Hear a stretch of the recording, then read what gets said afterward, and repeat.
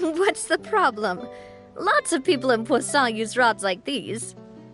But shouldn't fishing be all about, attentively watching the float and then excitedly reeling in the catch when you finally hook something? Well, that's one way to enjoy fishing. What do you think, Traveler?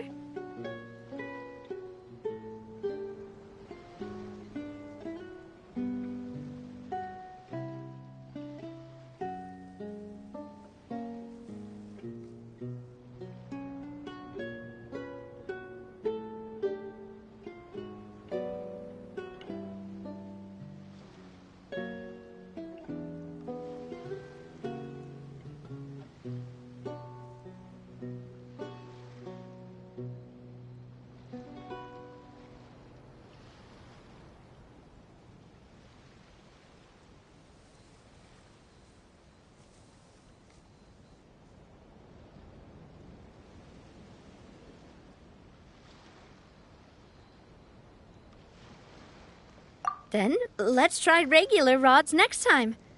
We can have a real fishing competition. Honestly, Paimon's mainly shocked at how much energy you still have at this hour. Usually by this time of night, it's a struggle for Paimon to even keep her eyes open. Huh. It might just be something that runs in my family. That's a thing? I'm sure you'd get even sleepier if I delved more deeply into it. Anyway, I was just thinking about how grateful I am to my mother, as well as the rest of the Spina.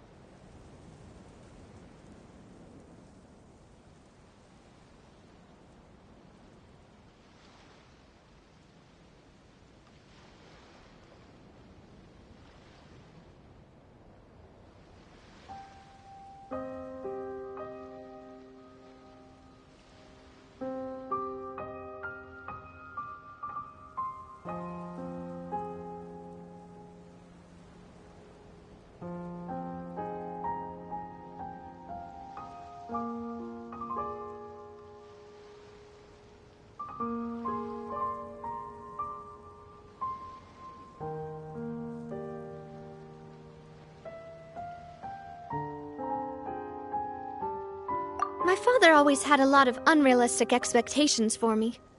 But the more that he tried to get me to become like him, the less I wanted to listen to what he had to say. My mother never had those kinds of expectations, though. I've heard that she had only one wish for me, which was that I would have a happy and secure childhood. All the members of the Spina greatly respected her wish, so no matter what I did as a child, they were happy to humor me. Can you imagine? Whenever my father wanted to scold me for something I'd done, everyone would form up into 2 rows and just stand silently and listen to him rant. Malouse and Silver were always there too. No matter what Papa yelled, nobody else would say a word. Eventually, Papa must have recognized scolding me over trivial matters was pointless, because he eventually stopped getting on my case so often. Paimon would have never guessed. Yeah. Looking back on it now as an adult, I can hardly believe how patient and kind everyone was. When I was young, I often thought that I could do whatever I wanted, because there'd always be someone there to clean up after me. But once, I saw Malouse come back wounded. He wouldn't tell me what to do with me. I learned then that there's always a cost to making a mistake. The more you care about those around you, the more you should care about doing the right thing to the best of your abilities. Because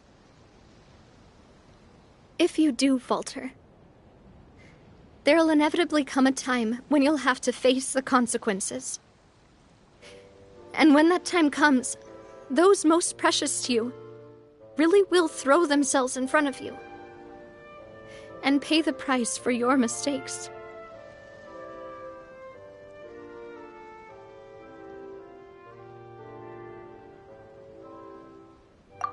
Sorry.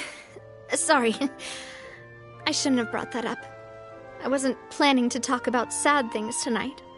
Basically, I was just saying that the nurturing atmosphere of the Spina must have been my mother's legacy, rather than my father's. And if that's the only way that I can continue to feel her love, then I'd like to pass that warmth on. Is that why you let those guys go today? Mm-hmm. Although, maybe there's a part of not wanting to repeat the mistakes of the past. I want to be reasonable, at least. Hey, look! I think you've got something on the line! But why isn't the rod automatically reeling it in? Oh, there must be something wrong with how I installed the mechanism. It was my first time putting one of those rods together. We can't let it get away. Come on, you two. Let's catch it. You want Paimon to help too?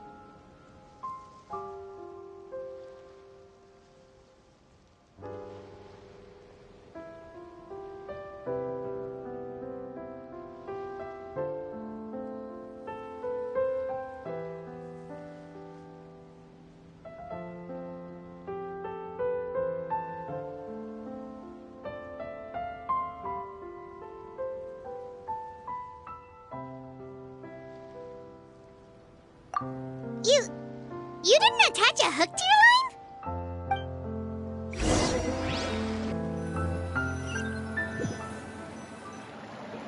Stop wasting time!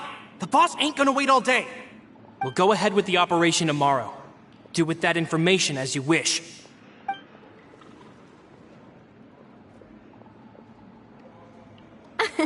Well, your rod was missing a part too, so I guess that makes it fair.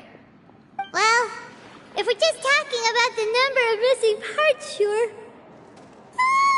Oh, never mind. Paimon really can't keep her eyes open anymore.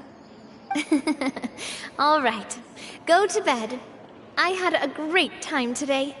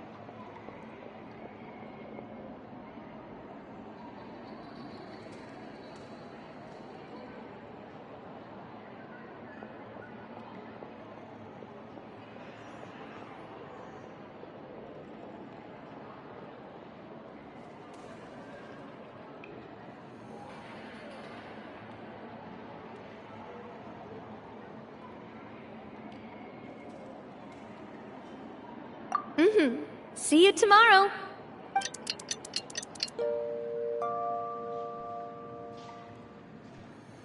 So how was last night? Did you get a good night's sleep? Paimon dreamt that she danced with the sea stars, so you could say it was stellar. Get it? Huh.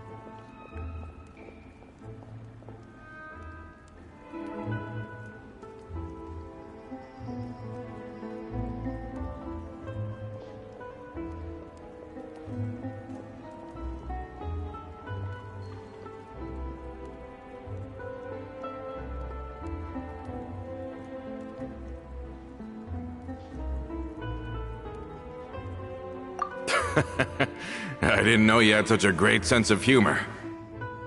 See? This guy gets it! Anyway, let's head out. I'll arrange for a boat to take us back to Poisson. I'm sure Adele will be happy to see you two again. Paimon hopes she'll really appreciate your gift. I hope so too.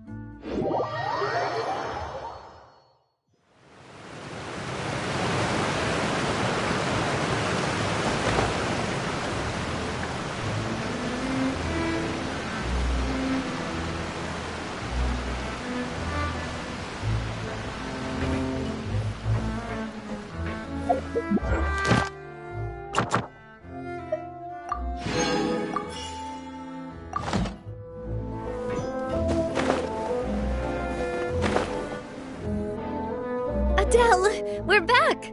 We brought you a gift from the court, too. Whoa! Thank you so much, boss! Don't call her boss, okay, Adele? Just Miss Navia would be fine. Oh, it's all right. I don't mind. Besides the gift, I've also got another surprise. Guess who's here? It's been a while! Oh, it's you two. It has been a while indeed. Thank you so much for your help on Jacques' case. I've heard that you also helped save all of Fontaine. You're truly just like the great heroes of legend. You're really amazing! And if Miss Navia's your friend, then she must be super amazing too! What's in this thing? Can I look? Of course. Go ahead.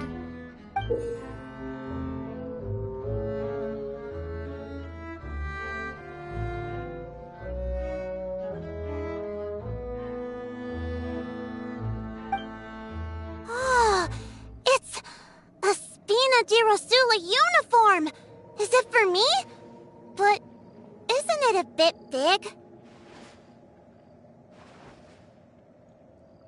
Well, it's a gift for future you. When you first told me that you were interested in joining the Spina, I was overjoyed. But it's the Spina's responsibility to protect everyone as well. Being a member means becoming involved in all kinds of dangerous situations. And since you're still young, I don't want your mom to have to worry about your safety. So I turned you down then by telling you that you'll have to wait until you're older. But this uniform is a promise that you can join us once you're old enough to wear it. Oh, so that's it! Well, thank you so much, Miss Navia. I'll work hard and grow up as fast as I can. But you can't really grow up faster by working hard. You've got to be patient. Everyone, I'm really grateful that you remembered my daughter's wish and took it seriously. Thanks to the protection of the Spina, even though her father's no longer with us, we've still felt plenty of warmth and security. Oh, it's the least we could do. As long as you live in Poisson, even if you're not an official member, you're still part of the family. Boss! Huh? Is something up, Laurent? I've got something urgent to report. Romeu and his folks have gathered outside Poisson and even shipped in a huge pile of explosives! What? Explosives? What do they want? It seems like they've been planning this for some time. We started investigating as soon as we received your letter yesterday.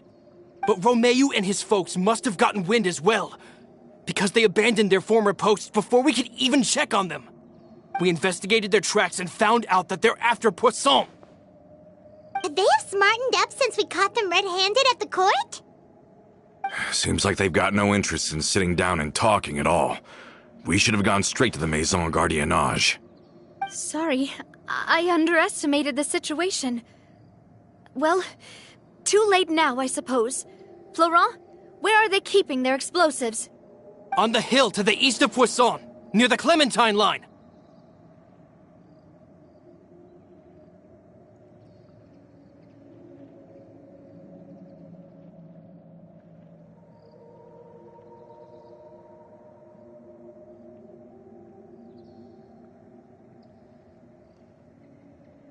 They want to blow up the Clementine line? Certainly sounds like it. Romeo and his followers hate the Spina and everything to do with Callus, and the Aquabus was the source of their contention. If they manage to blow up the Aquabus line, all that rubble will come crashing down the hill and straight into Poisson. Are they insane? There's tons of innocent people in Poisson! Yeah.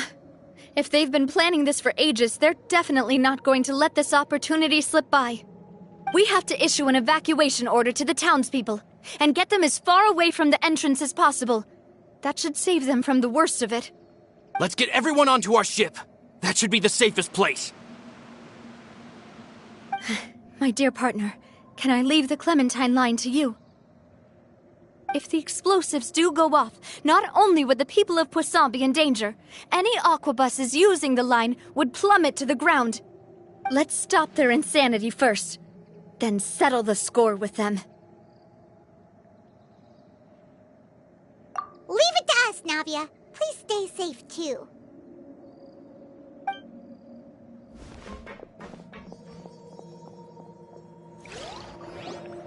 Let's go, you two. We've got to act fast. Miss Coralie, please take Adele to the ship.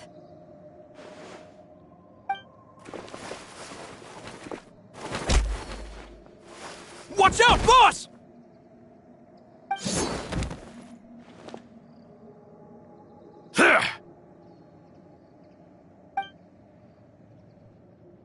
What do you think you're doing, Coulter?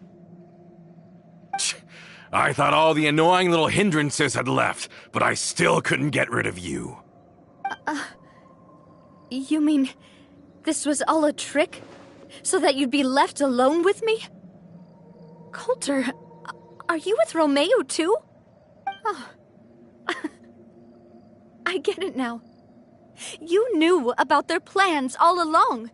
You only told us they were doing badly so that we'd drop our guard. Not quite. Though I share their positions on some issues, I've never cared for his more radical ideas. And that's because, out of the entire Spina di Rosula, I only hate you. Only you, Navia. You better stick close to me. Romeo promised me that he would leave Poisson alone if I could just take you out. But it was like you were glued at the hip to that pesky traveler. You never gave me a chance to make my move. Romeo has lost his patience. I didn't have to be here today, you know. But I swore that I'd kill you, even if it meant being buried with you in the rubble. Why? Only someone as clueless about the past as you would ask such a foolish question. You never saw the heyday of Spina di Rosula, nor did you ever live through the golden age of Poisson. But I saw it all with my own eyes, and then I had to watch it all die, little by little. And it was all because of you, Navia. Clementine died because of you. Callus died because of you. Melus and Silver died because of you. And so many more dead. Everyone dead. All because of you. So the shock and grief you showed us before, that was in Act 2? Now you're catching on. I heard Melus was dead the moment I got out. Did you know? Down there in that blasted fortress, I spent a long time thinking about what happened and resolving to apologize to Melus as soon as I got out. Back then, because of that aquabus, we had a huge fallout. I was convinced that all he cared about was loyalty, and that he had completely lost his capacity for critical thinking. The years passed by in a blur after that. I thought I had finally begun to understand him, and that he could help me relive the good old days again. But then he died, and it was because of you again, Navia! It's always because of you! I once loved the Spina and Poisson more than anyone else. But what is left now of either besides death and ruin? You've single-handedly destroyed everything that was beautiful. Everything I've ever loved. Don't listen to him, boss! He's just spouting nonsense! Have you ever considered that maybe the people around you don't actually care about you at all? Have you ever considered that maybe you only get respect because you're Callus and Clementine's child? That you've never done anything worthy? That you're just a big nothing? Have you ever considered that maybe people don't stay in Poisson because of you, but only because they have such beautiful memories of the past before you came? Because if you do falter, there'll inevitably come a time when you'll have to face the consequences. And when that time comes, those most precious to you really will throw themselves in front of you and pay the price for your mistakes. Yeah, looking back on it now as an adult, I can hardly believe how patient and kind everyone was. But is that really why they support me? Is their kindness real? Shut your mouth! I, for one, really like Miss Navia, and my mom loves her too! I don't know how to explain it, but I like her, and that's that! I'm sure Mr. Malus would be extremely disappointed in you right now! You've somehow managed to pin the blame for every mistake and tragedy in our history on the boss herself! Get out of the way, Florent! I don't want to hurt you. You're gonna have to! Boss, there's no time for this! Stop hesitating and get out of here before you get buried! Maybe you think you're being the realist by painting the history of the Spina and Poisson like this. But the love that I felt from everyone was just as real. I felt it. They've helped me get to where I am. And even now, I will continue to believe in that love. So let me show you just how much I love the Spina di Rosula!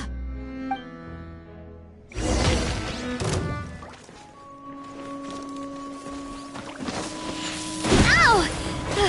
I'm fine.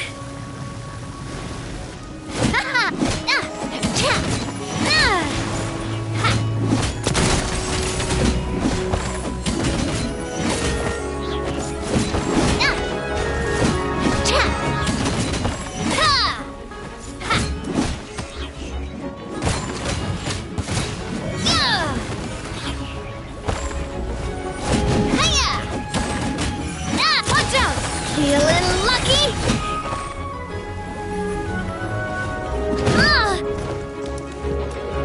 A proper send-off from the Spina with love. Oh! Just a little longer. Yeah! Watch out!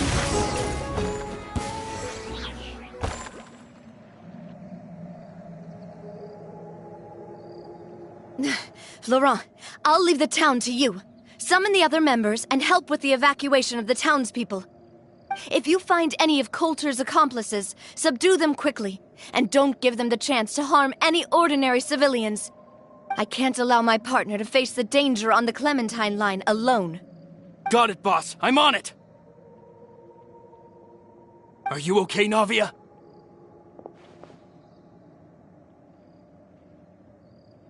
I don't know, but I have to go.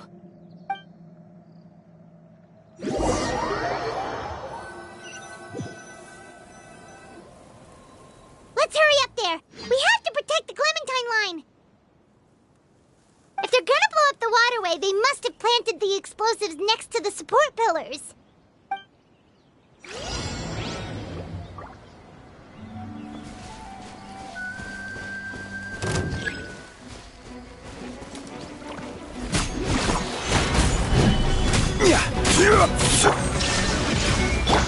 protect us.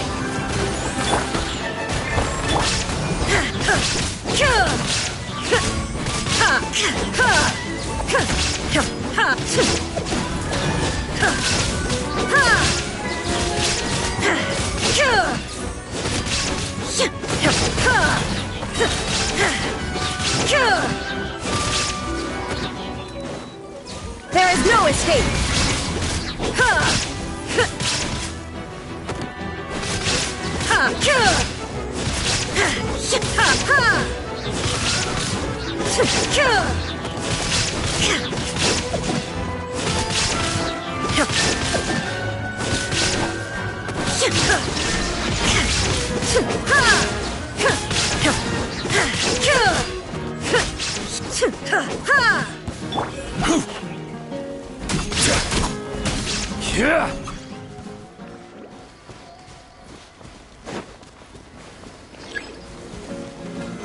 Stabilize!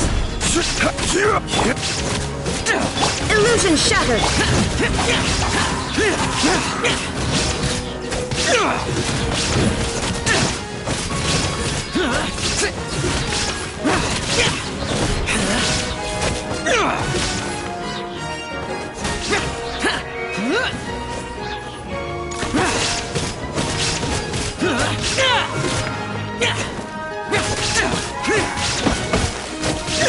We certainly brought a lot of muscle. They're really slowing us down. But if we're meeting resistance, we must be heading in the right direction.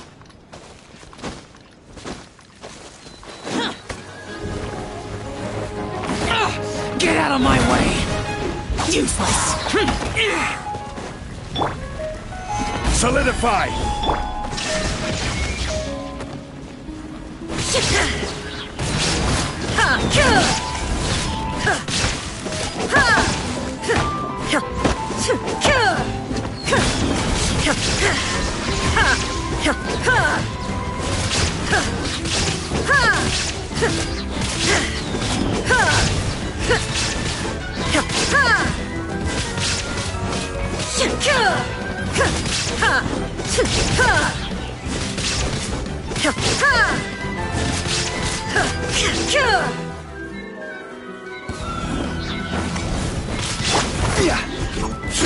Quake!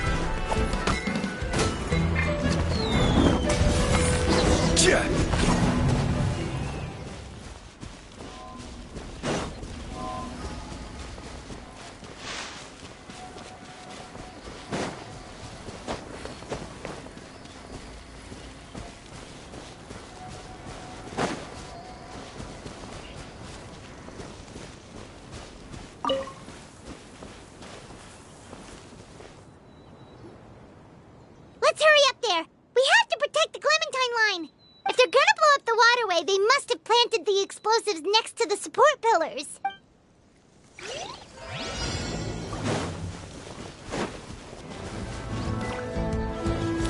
Stabilize!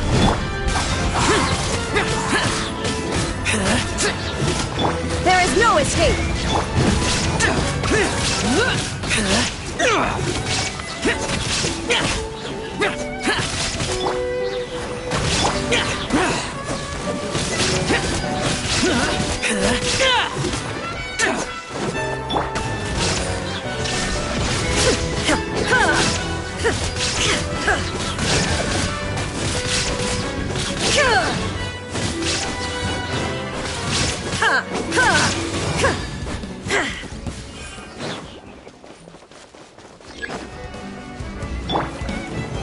Solidify! Shine down!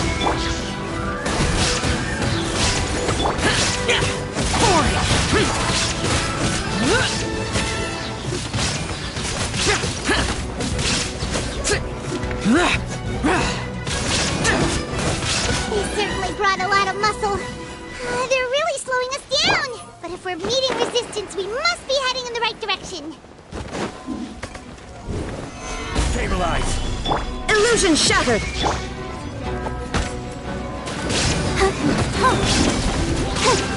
Let the show begin.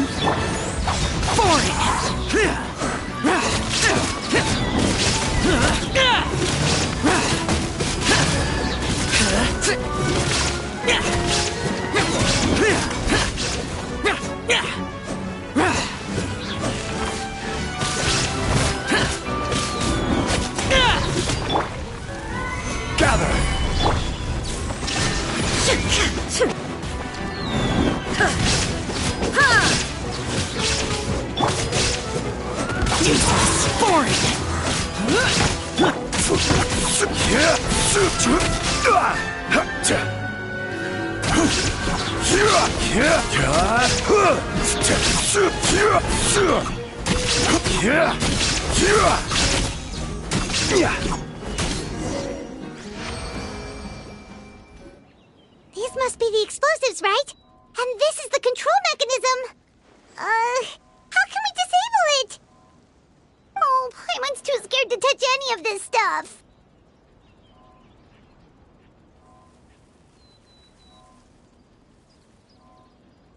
Huh? There's a strangely shaped hole here. What is it for?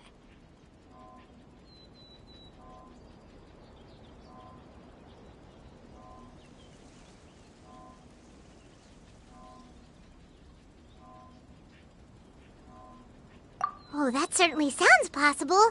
Maybe one of the people we just beat up has the key. Okay, you take this side, Paimon will take the other. Let's see what we can find.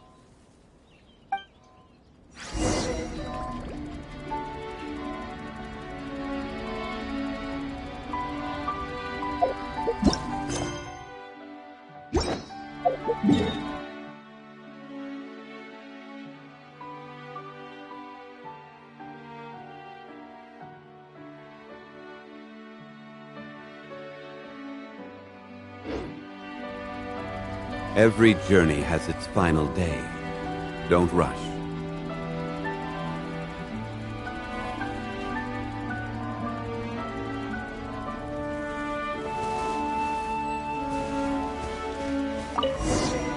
Oh, you found it! That's amazing!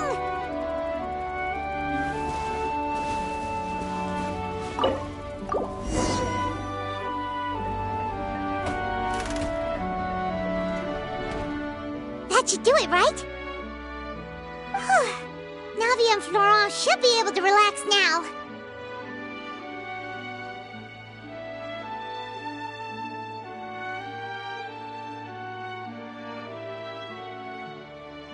Oh, you're right. They could have set explosives elsewhere, too. Let's go.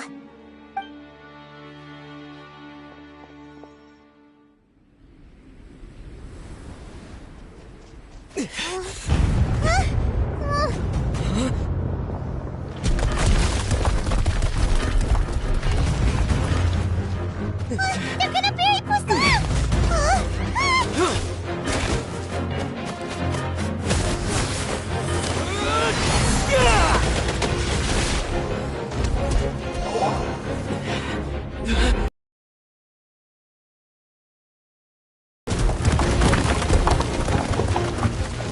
Great work, partner. Just leave the rest to me. Watch out, Navia! You can't block them all! Block? I'm doing this the Spina way.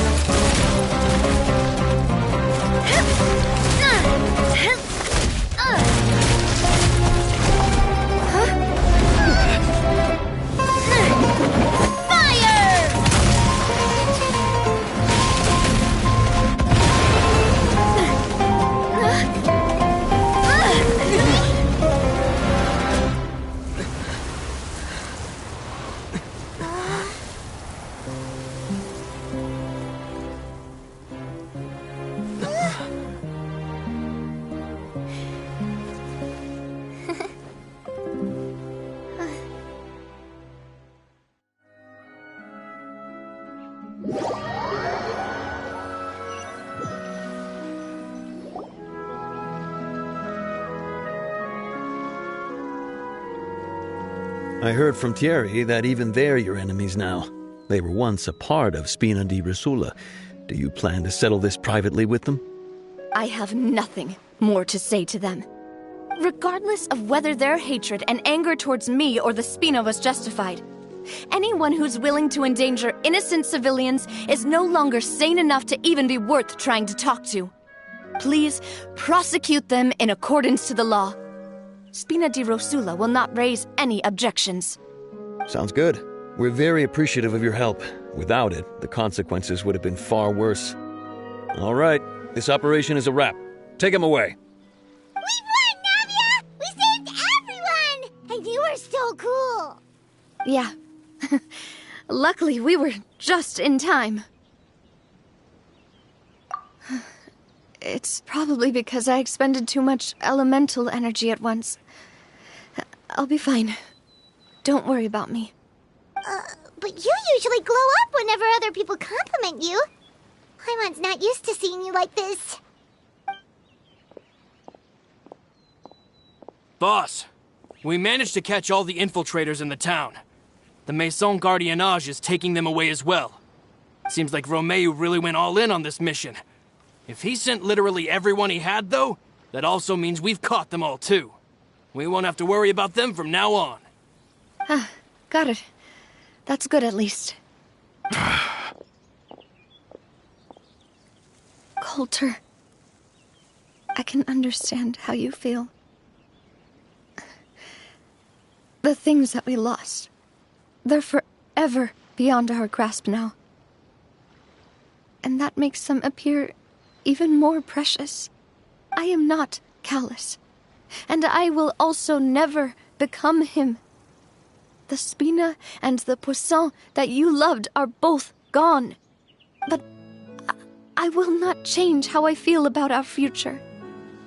I still believe that this is a great opportunity to start anew. I will spend more of what the Spina earns on the betterment of Poisson. What's more, I'd also like to propose some changes to the Aquabus routes, so that one day, the people of Poisson will enjoy the boons it brings as well. I know what you're trying to say. Mr. Callus would never have said anything like that. There are too many things in life that are just beyond our control. In that, we are the same. Henceforth, you are no longer a member of Spina di Rosula. But once you're discharged from the fortress again, you're welcome to pay another visit to Poisson. Thank you, Navia.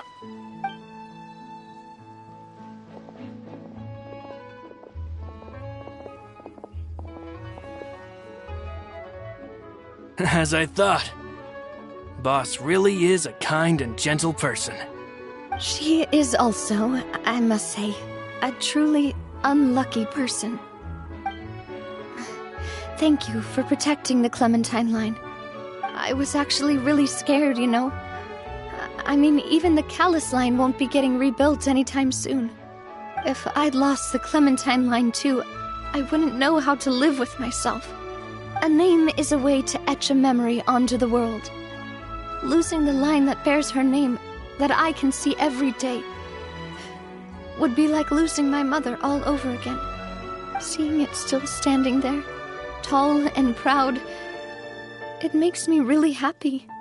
What happened while we were gone? Honestly, you look more upset than tired or anything. Just give her some time.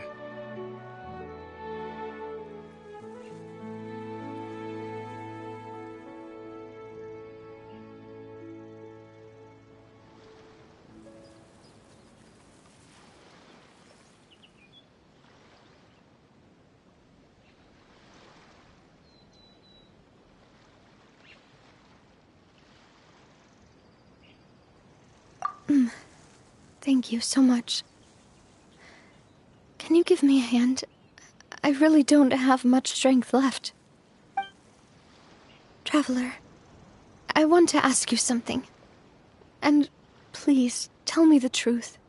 Do you really see me as your partner? Of course. That's good then. Hearing that, it brings me more relief than I can say.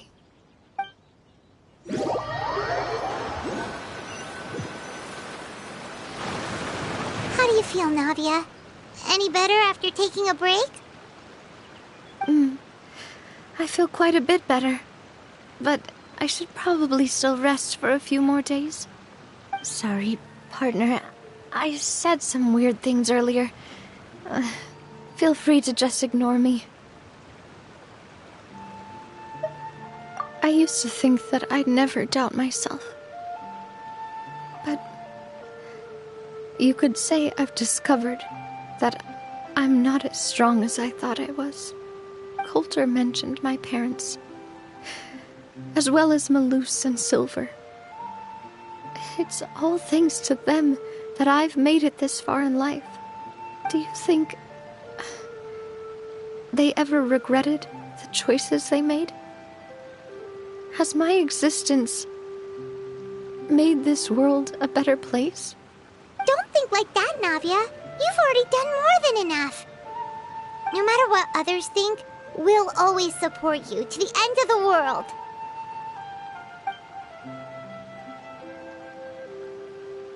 Well, since it's ended up like this, I suppose it's time for me to make a confession as well. There's something that I've been keeping from you as well, boss. Please, follow me. Everything is already prepared. Florent, I hope you can understand that I can't deal with any more shocking revelations right now. Don't worry. This surprise will be a pleasant one.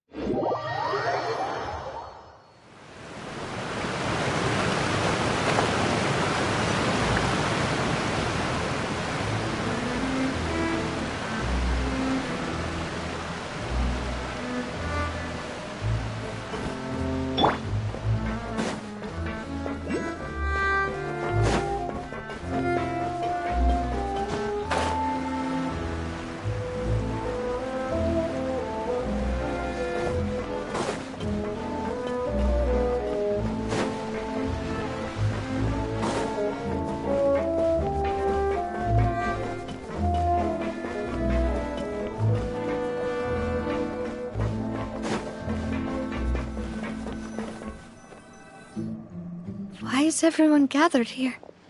And what's this?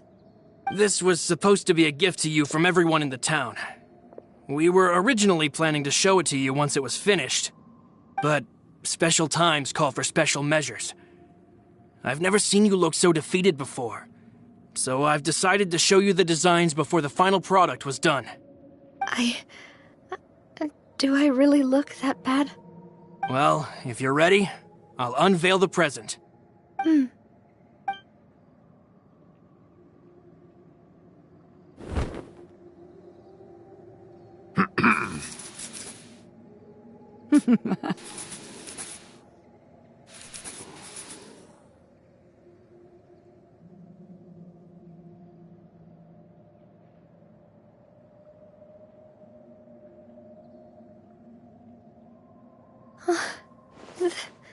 This is... Papa, Mother, and me. We designed the look for Miss Clementine based on old camera records, as well as personal recollections from members of the Spina. Wow! This is the statue you mentioned before? It is indeed. To be honest, we decided on the design a long time ago, and gave the sculptor permission to begin working. We only asked Boss to decide on a design so she wouldn't realize we had already started. How could we only have statues of Mr. Callus and Mrs. Clementine? Even though Boss is still young, we've all seen the work she's put in regarding the whole synth business and the rebuilding of Poisson. We wanted to commemorate her contributions with a statue as well. I don't know what Spina di Rosula was like in the past, but I know it's a great organization now. With Navia around, we're not worried about this place's future. We're gathered here today to tell our boss that we support you and believe in you wholeheartedly. I believe everyone is here for you, not the glory days. That's what we believe as well. Thank you so much, everyone. Then I'll be brave and just accept everyone's support for what it is. This really is quite the surprise. I never thought that I'd have the chance to stand next to my mother. Not even in my wildest dreams.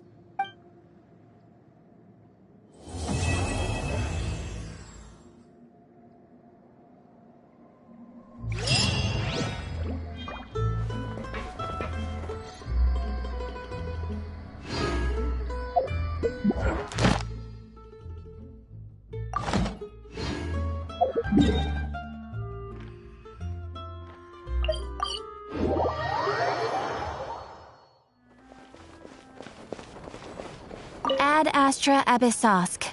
Welcome to the Adventurers Guild. Thank you for completing Ad Astra.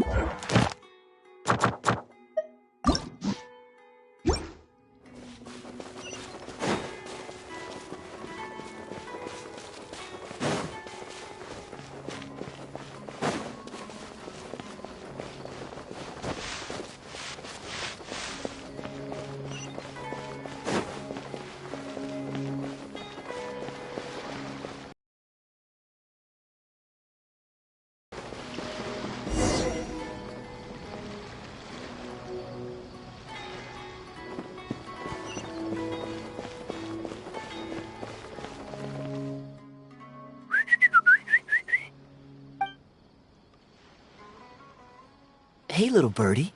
Don't feel down. Come and perch on my shoulder. Don't be shy. I'll show you around town.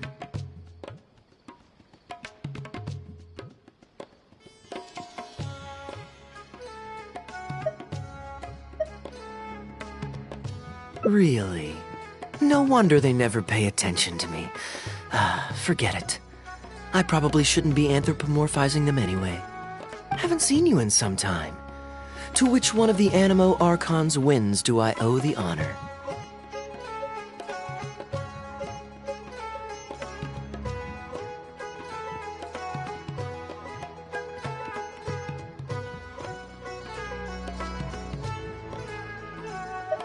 Oh, is this your way of saying that you missed me? Since it wasn't meant to be with this little birdie, I'd better leave it alone. Let's take a walk, shall we?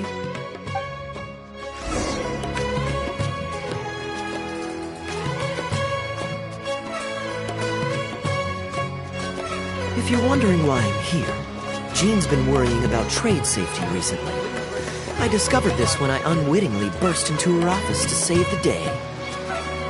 Another job involving long-distance travel falls to me. I suppose it's my own fault for having such a strong sense of duty.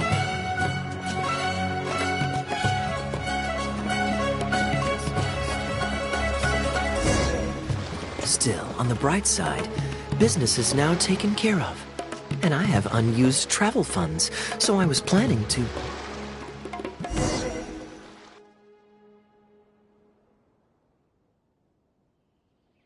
Gundafar, we are in the middle of a war.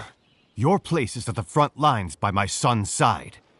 Pray tell, what provokes your unwarranted return to the palace? A matter of utmost importance, Your Majesty, such that I must personally report it to you. Huh.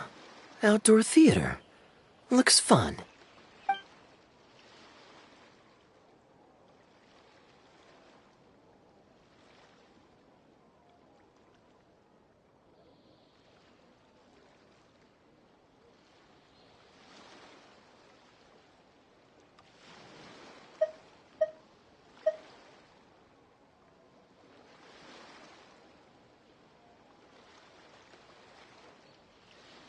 Actually, yes.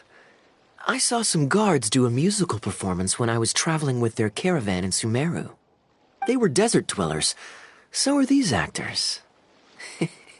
And I think I actually recognize one of them. Come on, let's go watch.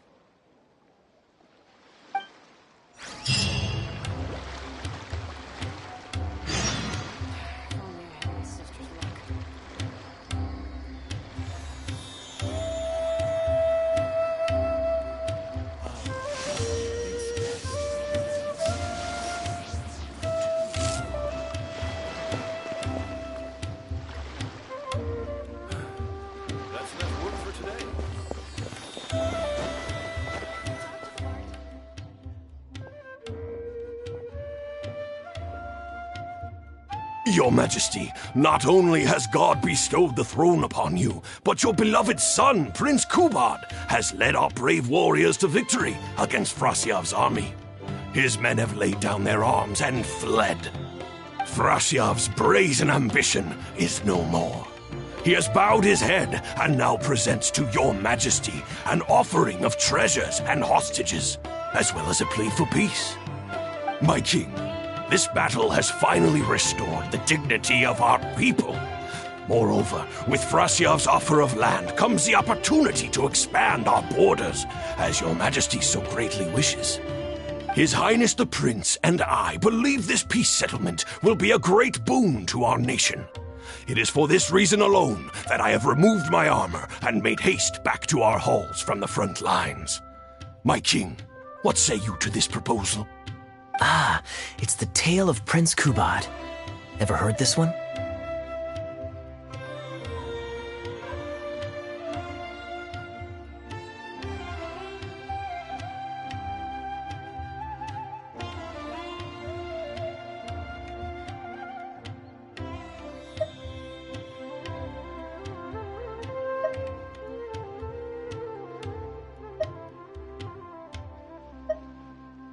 Don't worry, I still remember the general plot. Let me fill you in on the background while the king deliberates. The main characters are the brilliant Prince Kubad and his war-hungry father, King Kabus. The one talking to the king right now is Gundafar, the prince's tutor. When the prince was young, the king was deceived by a malicious rumor that the prince had mistreated his stepmother. He demanded that the prince walk through a blazing fire to prove his innocence. Miraculously, the prince emerged unscathed, thus proving his innocence. But the seeds of doubt had already been sown in the king's mind. Now uneasy in the presence of his mistrustful father, the prince requested to be sent away to the battlefield where he would fight against Frasiev's army. That's the enemy general we heard them mention just now. This is the part where the prince has won the war and decided to forge a peace with the rival nation. He wrote a letter recommending peace to his father. Oh, it looks like the king's made up his mind. Let's keep watching. Frasiev lost because he did not have the blessing of God. Our God will always watch over us and punish our enemies. Once the bells of war have begun to toll, they shall not cease until the blood of our enemies fills the land. There can be no victory until the last enemy soldier has fallen. If Kubad still wishes to be my son and hold the intaglio I bestowed upon him as proof of his royal blood, then he must obey my command. Your Majesty, I must caution that a nation destroyed is not a fallen city writ large. Now, the loss of one city strikes fear into the hearts of our enemies, compelling them to accept defeat and cede land in exchange for peace. If, however, we insist on bringing a whole nation to its knees, then so long as a single person is left standing, they will see us as their sworn enemy, and one day return to us tenfold the pain that we have inflicted on their nation and family. My king, a people is to their nation as wild grass to the open prairie. Though we burn down the whole field and spare not one blade of grass, roots continue to grow unseen beneath the surface. Come the spring, it is all but inevitable that fresh green shoots will rise up from the ashes. Cease, Gundafar. Your mind grows dull in your old age, filled with naive delusions. We shall have no more need of you on the battlefield. As for my son Kubad, I will summon him back to the capital, so he may be tried by a court-martial. What are you saying, my noble king? Why must you mistrust your own flesh and blood and sink ever deeper into the blight of hatred? When he was falsely accused, you once doubted his honor and made him walk through a raging fire. Did he not prove himself worthy by emerging unharmed from the flames? Now you would turn me away when I seek only to provide the wisdom of counsel. What is the justification for this? The justification is that my word, not yours, is the law of the land. Cease and be gone, Gundafar, so you may spend the rest of your days with your wife.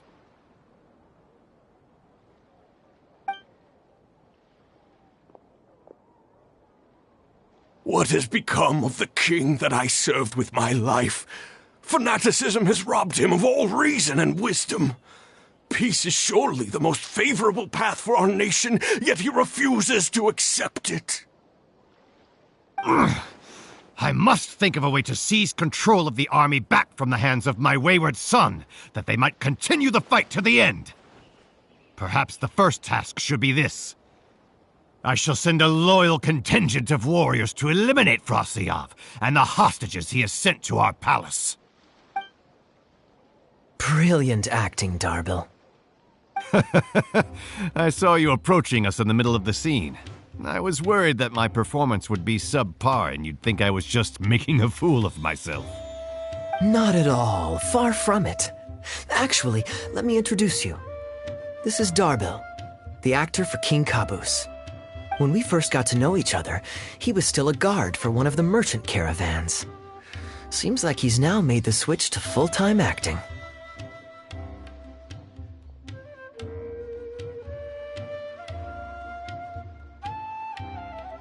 Nice to meet you. Any friend of Kaya's is a friend of mine. To be perfectly honest, I wasn't making all that much as a mercenary. It felt right to me to get away from the danger and live a more stable life. I was already pretty good at telling stories, so I just recruited a few friends and started performing shows all over the country. Full disclosure, we had to put this little stage together using whatever wood and cloth we could borrow. It's really low budget. Anyway, we're all good enough at acting to get through the motions, but none of us are any good at coming up with a script. Everything we tried to write just sounded off somehow. So I got a student from the academia to adapt an old story I knew to make it more appealing to our audience. What do you think? Passable? I could tell that you've had someone tighten up the lines. They turned out very nicely. Ah, that's good. Well, as you can see, even now, we still don't have much of an audience. Don't suppose you'd be interested to see the rest of the show? Sure, why not? I don't have anything pressing lined up. And I don't think the Traveler does either. Tickets for 2, please. How much would that be? There's no need for tickets. You could just get some food from Jafar Tavern. We've worked out an arrangement with them. We've actually found a sponsor for this performance, too. He's not too happy about the poor turnout, though. I doubt we'll be able to keep him for the next performance. A real pity. But what can you do, huh? Darbil Asgar still hasn't shown up for the next scene. We should get his costume and sword out so they'll be ready to go the moment he gets here. My apologies. I have to get ready for the upcoming scene. I'll see you from the stage.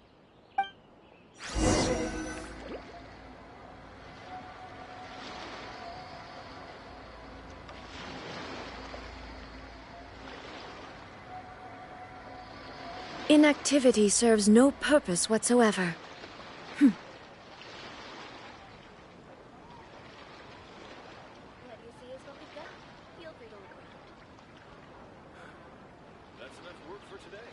Talk to the bartender.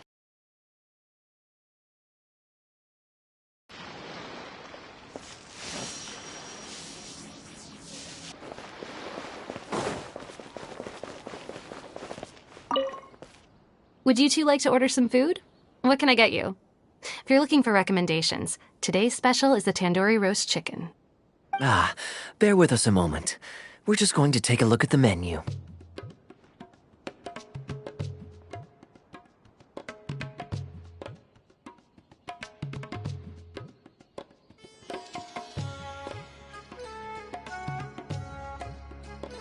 I was at Port Ormos discussing some business opportunities, and some crook was trying to pull a fast one on me.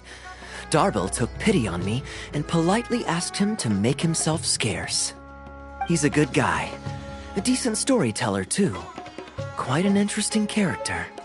There's a lot of fun to be had if you hang around interesting people doing interesting things. Especially if you're in the company of an interesting friend. That's my secret formula for staying in a good mood. Try it out sometime. You'll see what I mean. Thanks for waiting. We're ready to order now.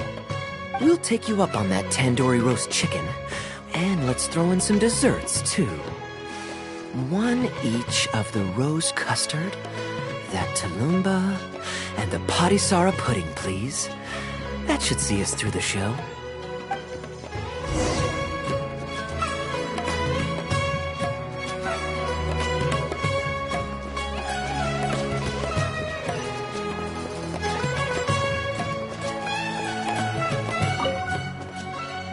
We've got good seats, close to the stage, but also not too crowded. We can watch the show as we eat. If I remember correctly, the next scene should focus on the prince. But I won't spoil it for you. You have to experience it for yourself.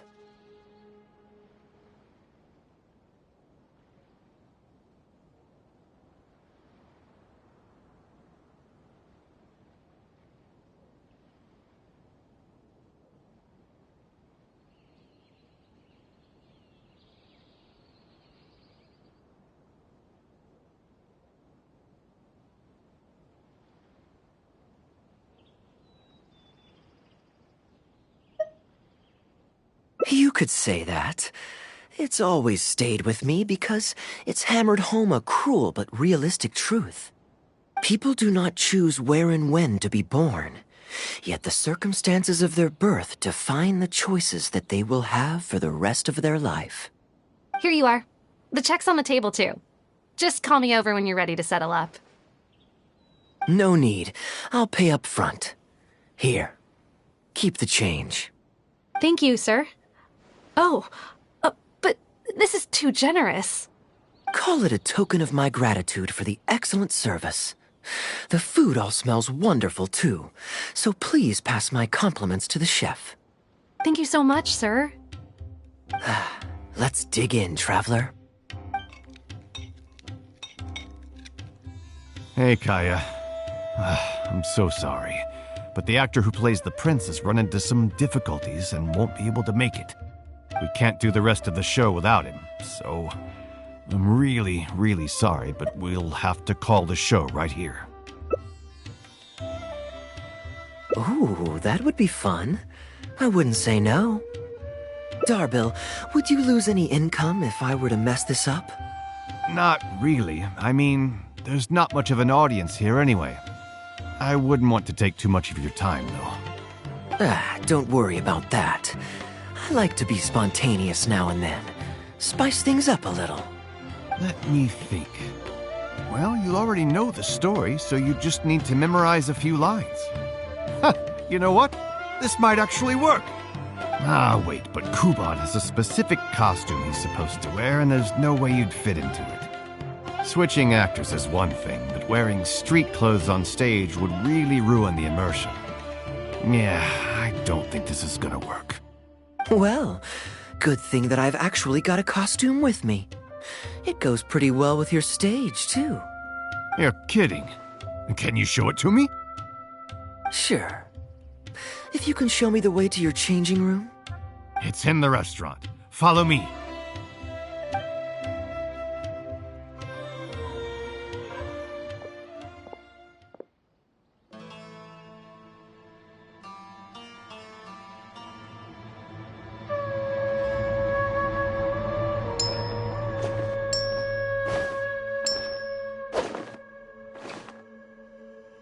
Gotta say, I think I actually look pretty dapper in this. It's a pity I don't have many opportunities to wear it in public.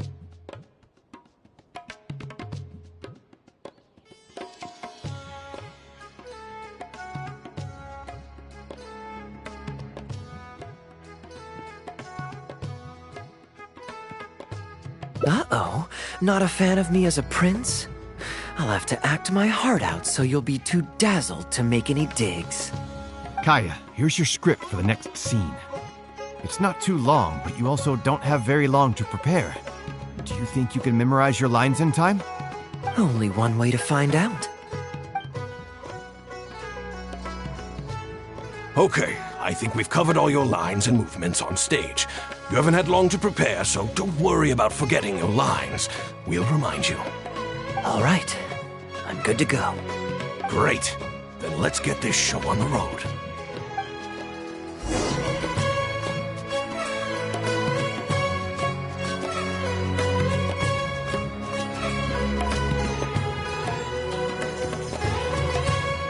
All the world holds dear is but a backdrop of constant motion. I stand before it, alone and unchanging.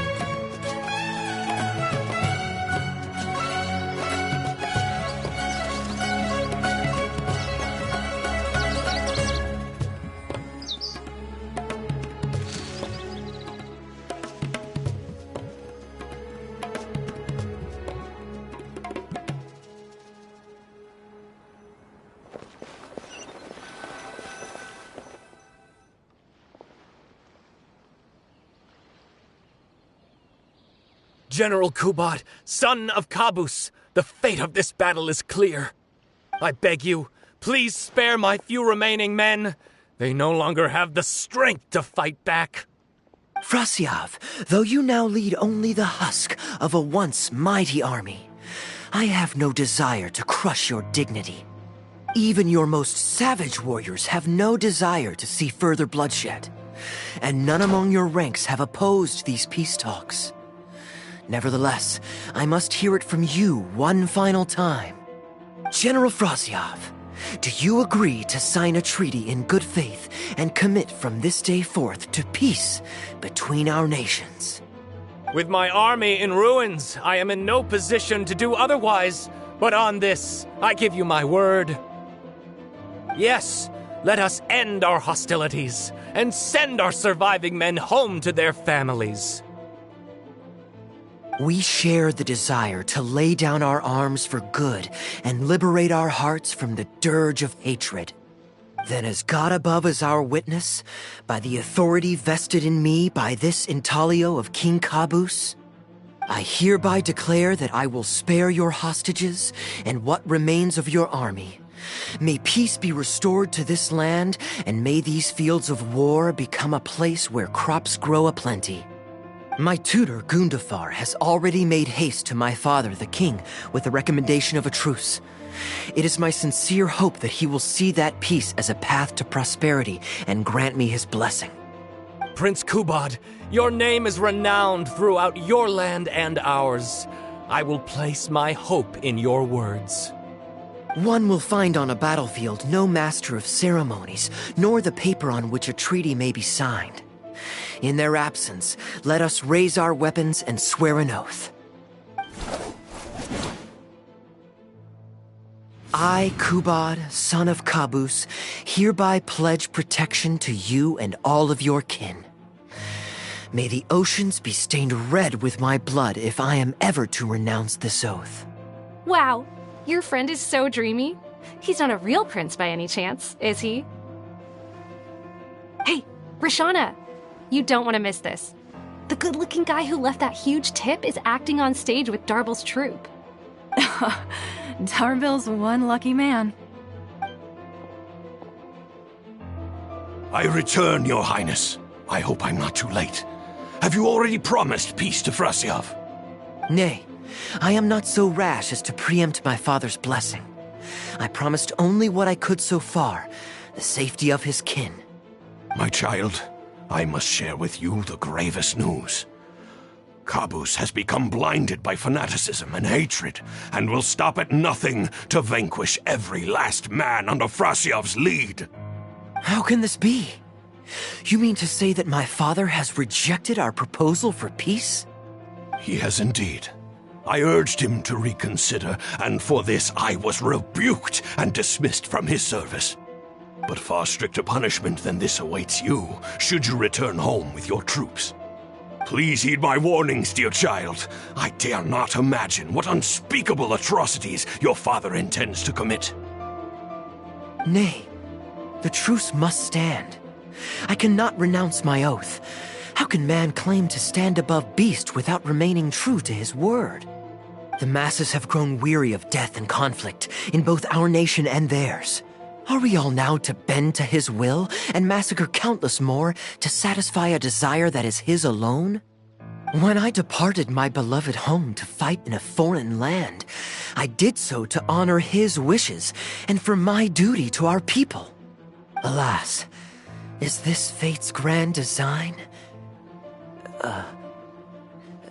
Is this fate's grand design? Kaya, the next line is, alas, is this fate's grand design, that I should spend the rest of my days in a foreign land, till I am laid to rest in a grave far from home? Must it be so? Huh? Wait, that's not part of the script. Kaya, did you not hear me?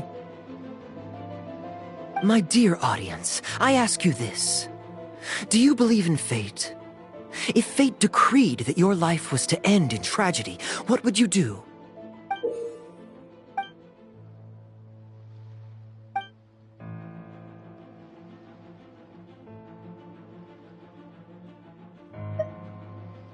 Oh? Then so must it be. Yes, so must it be. I shall discard this intaglio and rid myself of the shackles of fate. Wait, but that's not... my dear... in your heritage? Fate means to send the machinations of war to every corner of the land, to fan the flames of conflict till they engulf the entire world. Fate would see my sword tainted with the blood of innocents, that the bright banner of my homeland might fly in every nation known to mankind. But I shall not bow to the will of fate. I am no pawn in heaven's plan. Bravo! Where did this guy come from? Is he one of the new hires? Hey, shut up! Stop interrupting. I, Kubad, will spend the rest of my days in a foreign land till I breathe my last in a place far from home. Oh, at least he brought it back in the end. Prince Kubad, my child, there is no need to be rash. Please bring at least your fortune and the retainers who will always be loyal to you. Gundafar, my dear mentor, you have always been like a father to me. It brings me only anguish to bid you farewell. But I must walk this path, or freedom dies by my hand. Goodbye, my tribe and kin. Farewell, sweet land of my birth. Goodbye, my child.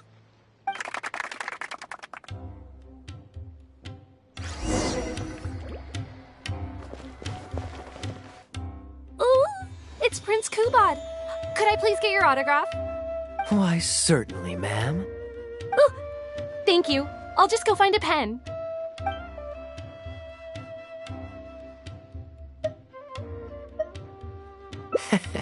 Feeling more like a fan now? Acting is quite fun. If there ever came a day when I left the Knights of Favonius, I think I might go into acting full-time. Darbil, could you introduce me to this young man? My apologies, Master Toos. I somehow missed you in the crowd earlier. I was some distance away. I just came over near the end after I noticed the large crowd gathered around the stage. The performance was outstanding across the board. I knew that the poor turnout over the past few days was just bad luck. It was only ever a matter of time before you hit it big. The improvised section was particularly good. I think you could include some improvisation as a staple in future performances. As for the prop he threw, no need to get it back. It's fairly cheap anyway. Thank you, sir. And a big thanks also to our wonderful prince. Had Kaya not agreed to fill in, we might have disbanded right on the spot. Kaya, was it? Well, young man, I must say you've made quite the impression on me. My caravan is always loaded with the finest food and wines. You're welcome to visit at any time. Thank you for the invite, sir, but I'm afraid I've reached the end of my time in Sumeru. I'm sure that my friends and family in Mondstadt must be missing me terribly. Well then, consider it an open invitation. Once you've been bitten by the travel bug, my friend, you'll be getting itchy feet again before too long. My door is always open. If you're ever interested, please ask Darbil to reach out to me. Darbil, we can continue discussions on the sponsorship once you've wrapped up today's show. I'm going back to the inn. Thank you so much, Master Toos. I'll see you shortly. Seriously, Kaya, thank you for bailing me out again. You're a good guy. May the gods bless you.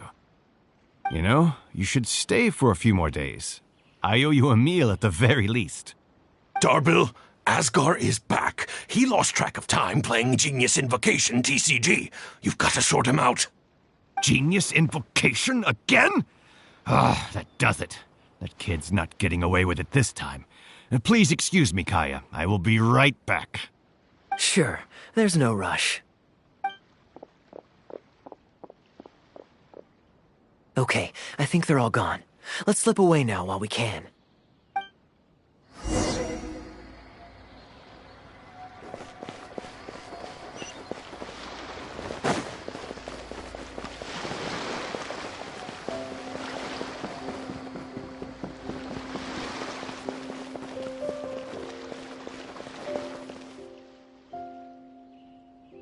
All right, this should be far enough. Don't think they'll find me here. People were starting to expect a lot of things that I didn't sign up for. Besides, the missing actor is back now. Darbil shouldn't be needing me to stand in again. I don't mind socializing, but compared to chatting over food and drink, I much prefer just going wild on the stage. What about you? Did you enjoy the show?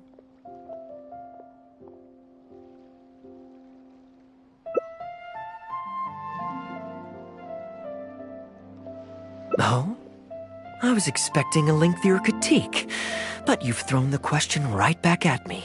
Sneaky. All right, I'll rise to your challenge. Let me think. All the world's a stage, and all the people merely players. Does that answer your question?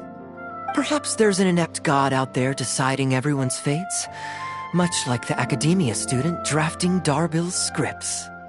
Yeah, inept is a good word for it. Honestly, it might even be a little too civil to describe a god who turns fathers against their sons and is bent on endless warmongering, don't you think? Anyway, that's exactly why actors need to wake up and realize they don't have to follow the script. There's nothing to stop them from following their gut and making it up as they go along.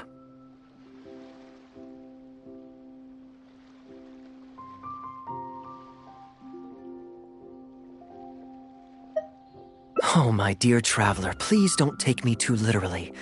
I don't want you to get the wrong idea. The god is just a figure of speech. The real point I'm making is about the actors. Everyone, you and I included, is both an actor and a member of the audience. If you don't like the script, just walk off the stage and join the audience. You always have a choice. A little too obtuse? Well, don't dwell on it. It's nothing worth losing sleep over. I was just thinking aloud. Relax, be yourself, do your thing. That's all I'm really trying to say. When I did my little bit of audience interaction back there, you had no time to prepare. You had to just say what you thought in the moment. I think those spontaneous thoughts are often the most authentic. And that's why I liked your answer. You're still holding on to the intaglio I threw you from the stage, right? Keep it. Think of it as a souvenir from my improvised performance. It's been the most fascinating day, hasn't it, little birdie?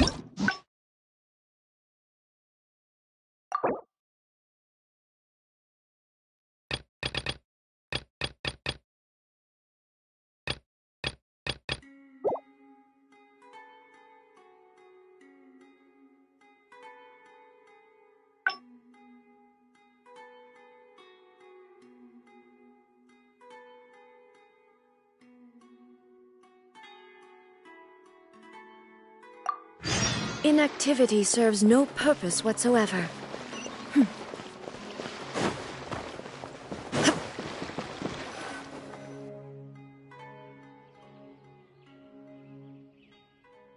Gundafar, we are in the middle of a war. Your place is at the front lines by my son's side. Pray tell, what provokes your unwarranted return to the palace? A matter of utmost importance, Your Majesty, such that I must personally report it to you. Huh. Outdoor theater. Looks fun.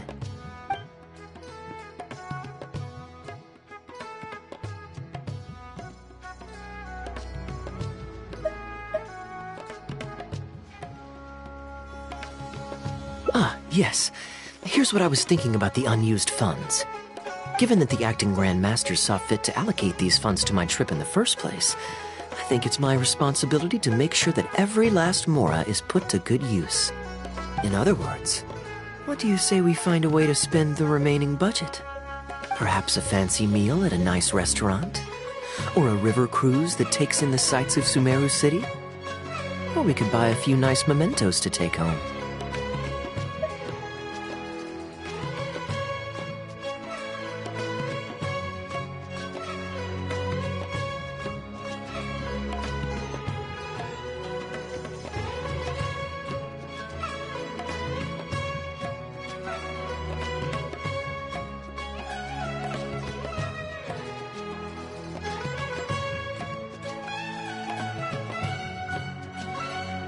Hey, no need to put it like that.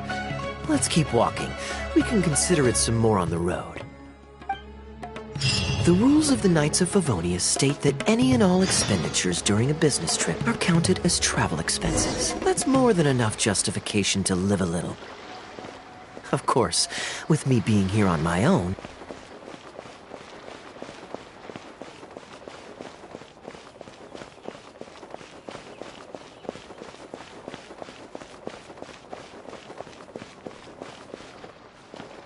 but now that I've run into you, why don't we make this a joint trip?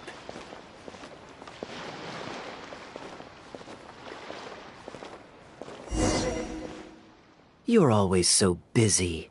It's high time you gave yourself a proper break. Even the sharpest blade loses its edge if it's always in use. Regular maintenance is essential for reliable performance. And anyway, life is short, so we should make the most of the time we have. Right now is the perfect time to relax and enjoy ourselves. And who knows how many other chances we'll get. So come on, what do you say?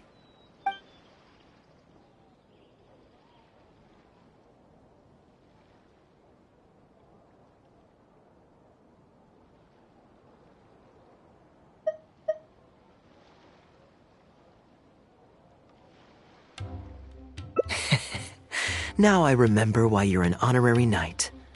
Of course being tempted by money is beneath you. Your honest character is dazzling to behold. Like the sunlight reflecting off the surface of Cider Lake in the late fall, I hold my hands up. My thinking was mistaken. In that case, I guess today's end-of-trip blowout is cancelled. I shall pack my luggage and prepare to return to Mondstadt.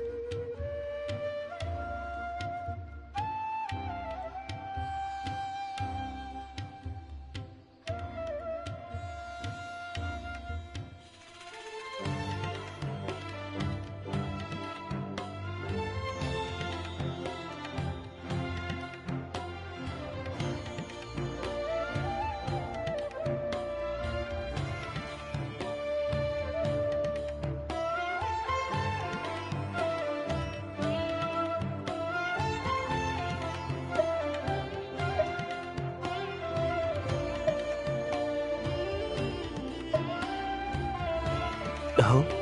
You'd do that for me? Well, this wasn't what I'd originally planned, but it's a very welcome development. When I was souvenir shopping, I picked out something for you too. Guess my thoughtfulness wasn't in vain.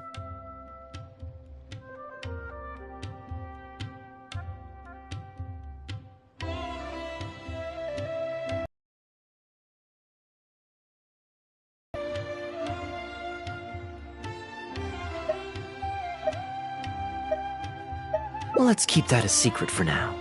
Not because I want to keep you guessing. It's just that I didn't think I'd run into you here. All my gifts are back at the inn. I want you to find out for yourself when you open it. The surprise is what gift-giving is all about, is it not? Then it's settled. We'll leave together shortly.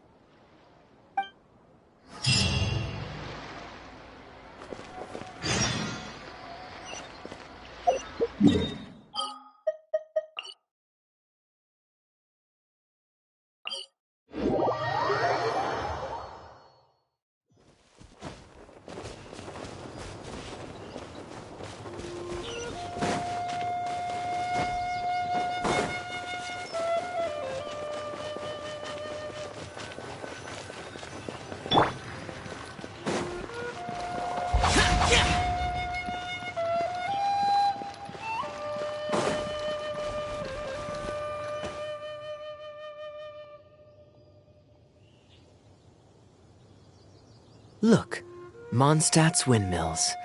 Ah, such a comforting sight. Now, as promised, your souvenir. Here you go.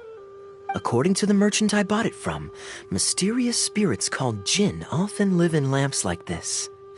And this lamp in particular once housed a very powerful genie. Merchants love to exaggerate to help make a sale, but it's still quite the pretty little lamp. I know you like rare things, so perhaps you can add this to your collection. Of course, you can also use it as an ordinary pot. Personally, I think it'd make an excellent wine vessel.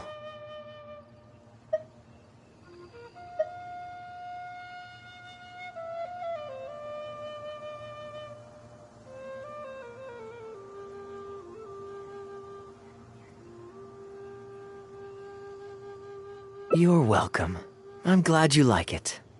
I'm ready to head into the city now. You're free to join me, or you can make your own schedule. I could give everyone their souvenirs first, but I'm not sure whether I'm in the mood for running around and visiting people right after the long journey. Maybe I'll take a breather first. But I know I'll only get bored sitting in my room alone. Ugh. Do you have any suggestions?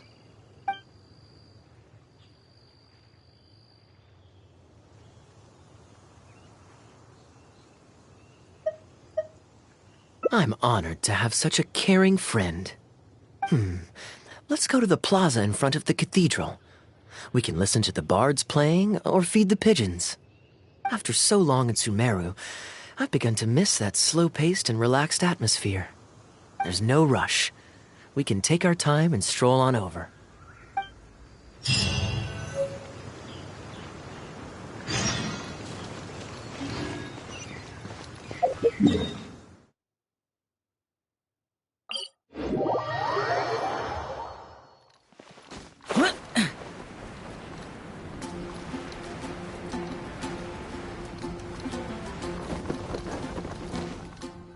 Port Ormos is always lively, even late into the night. People there go to bed much later than I imagined. Quite a stark contrast with Mondstadt.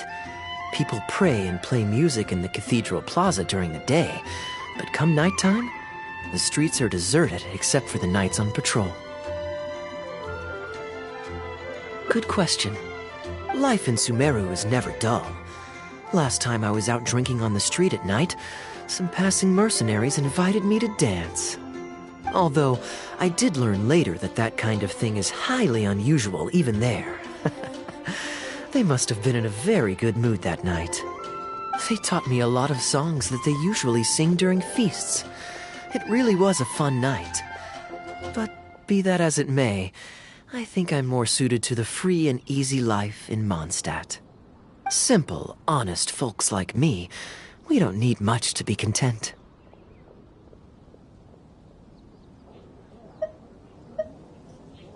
Fair enough. Let's shelve that discussion for now. Have you ever had a chance to hear the cathedral choir before? The hymns they sing are a whole tradition in their own right. Quite different from the folk songs that the bards play. Well, let's see if we can catch them today. Sister Grace is right there, so we can ask her about the choir's schedule.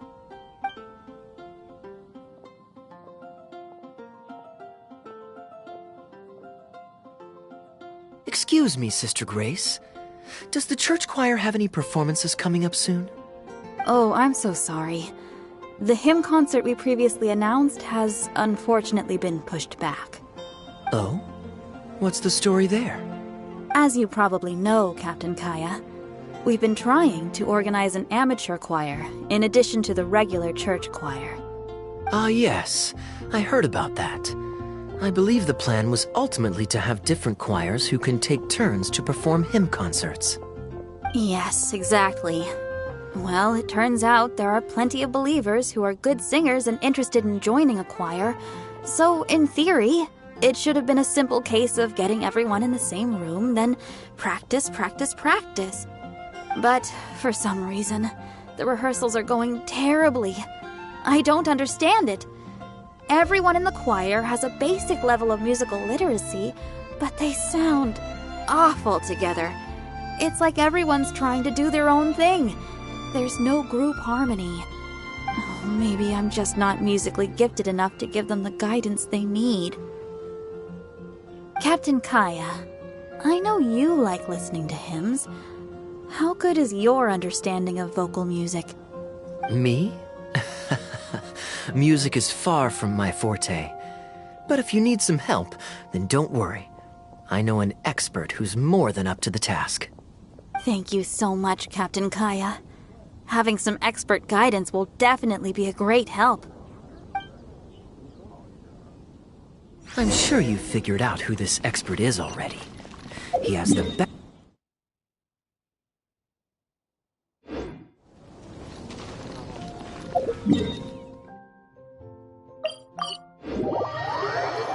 Plus, he's exceptionally easy to find. 9 out of 10 times, he's in the tavern.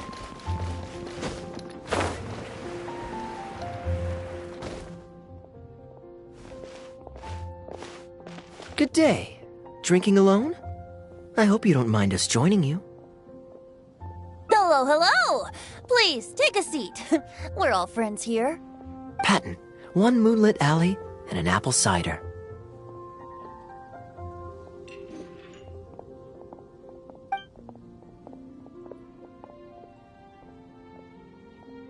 Ooh, excellent choices.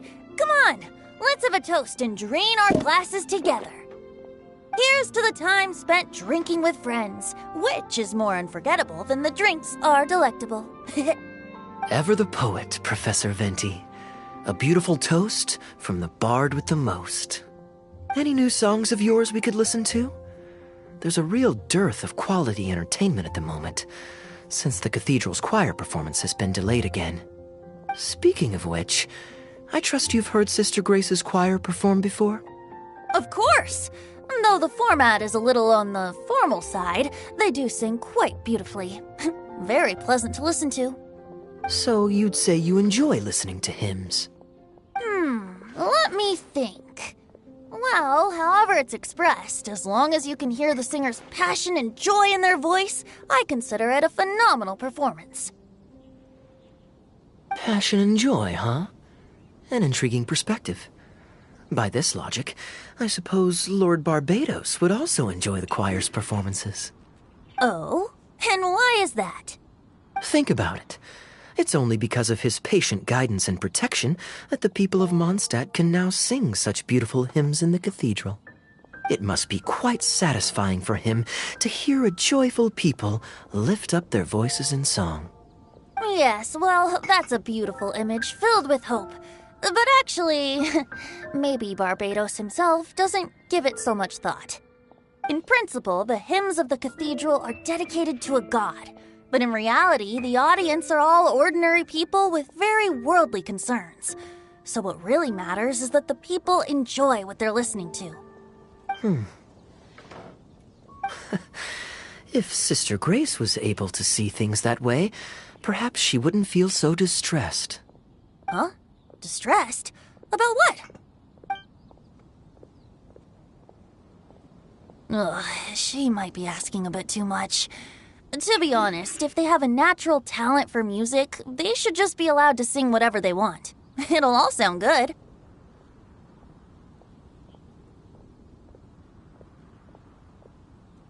I'm pretty sure the first people to sing songs to the Animal Archon weren't all singing the same tune. Besides, he is the god of freedom. Surely he'd prefer to hear Mondstadters sing their hearts out however comes naturally to them. Well, to each their own, I say. But Sister Grace seems quite bothered by the whole thing.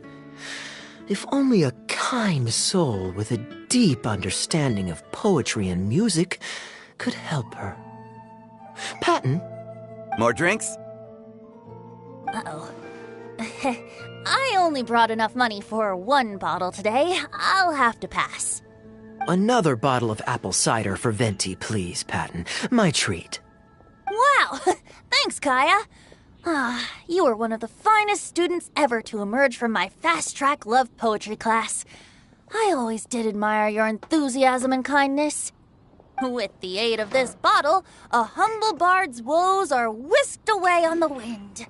And so it falls to this humble bard to pass the blessing on to another. Then this is probably the single most worthwhile alcohol purchase I've ever made. With your help, Sister Grace's problems are as good as solved. Sister Grace is a devout follower of the Animo Archon. Perhaps it's her depth of devotion that causes her to worry too much about the smallest things. Don't worry. Just wait a moment. I'll go find her. Right after I finish this cider. The next time you visit her, our sweet sister shall be sad no more.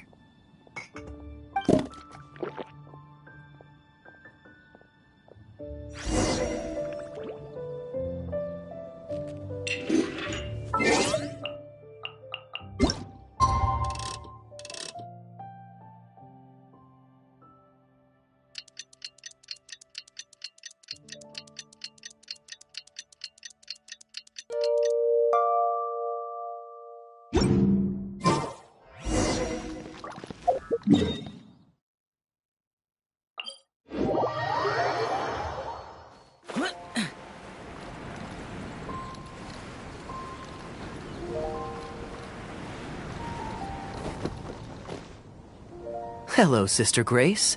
How are the rehearsals going?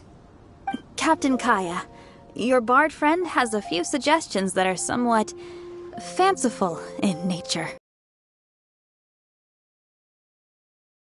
Is that what you mean?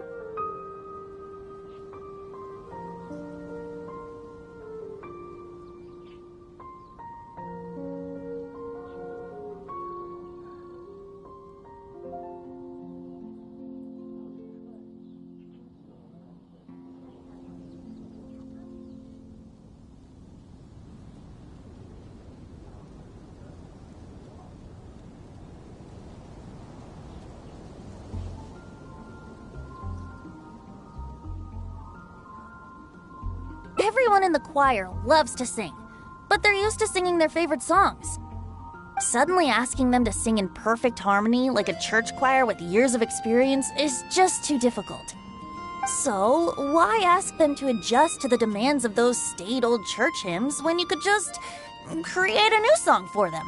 One that they'll be able to grasp quickly? If you want, I could help. Church choirs typically stick to traditional hymns. This is certainly an innovative idea. What's stopping you from considering it, Sister Grace? While I don't expect a recently established amateur choir to perform on par with our own church choir, this would be a major departure from tradition. I'm just not convinced that it's appropriate.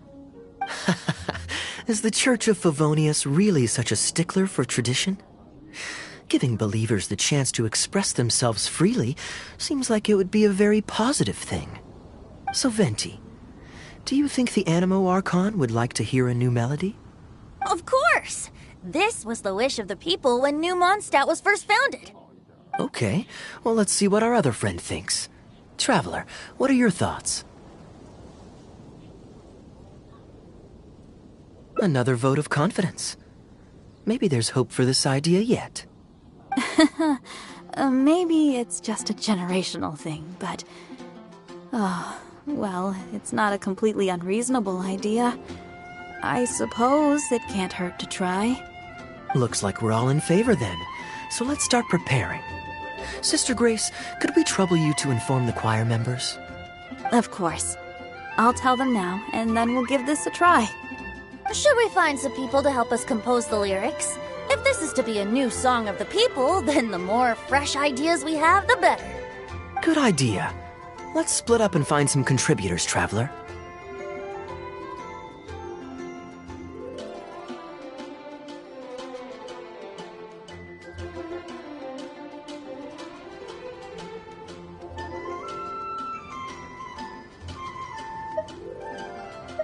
Let me think. Since we're composing a song, we should try and recruit at least one person who understands music. Aha, I know. Sister Grace, how would you feel about us asking Sister Barbara to provide her input? Given that the idea is to write a song dedicated to Lord Barbados, I'm sure Sister Barbara would be very willing. Perfect.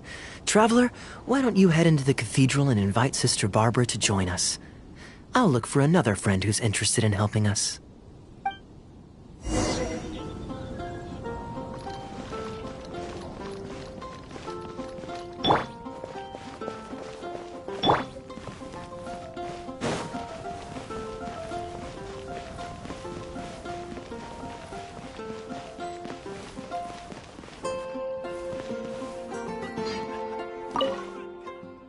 Let the wind lead. Traveler, it's been a a long time since I last saw you in the cathedral.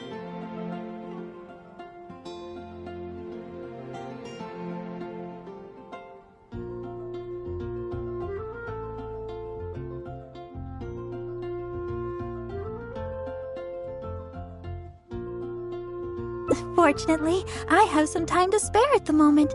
What is it? Oh, I see! What an interesting idea! The hymns we know today have been passed down to us through the ages. Very few people would ever think to create a new one. But as long as we put our hearts into it, and write with reverence and devotion, perhaps our new song can become part of the tradition that is passed on, and bring joy to future generations. I never imagined that the Bard would come up with such an amazing suggestion. I'd really love to be a part of this.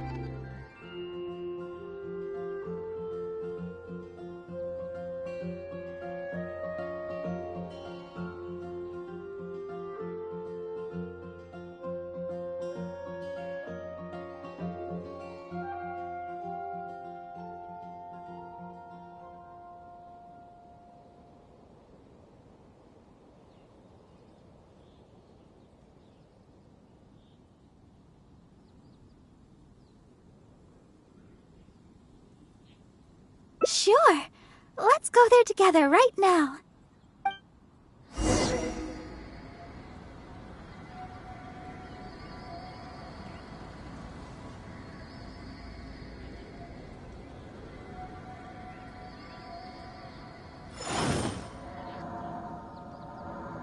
Anything the knights can do for you.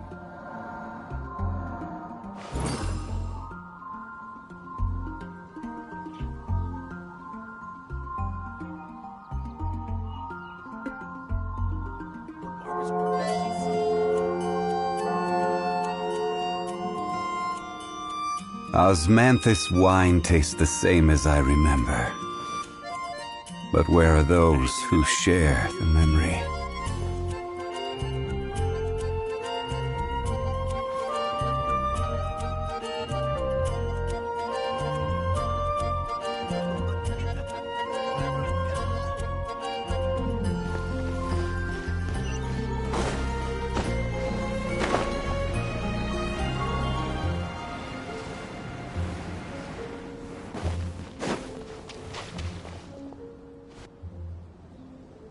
Ah, you're here.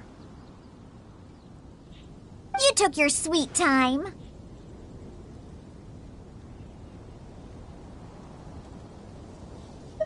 Psh, I've seen Kaya play Genius Invocation TCG, making up a bunch of baloney to distract his opponents. He's a trickster, plain and simple. So now, I gotta check with you guys to see if what he's saying is true. Can we really write about anything we want in this song? Even the evils of Mondstadt's wine industry? And is the choir really going to perform it publicly? So everyone on the streets will hear it? I don't think anything's off limits. I thought it was a fun idea anyway. Then I want to write this. All these hounds will be punished harshly by Lord Barbados.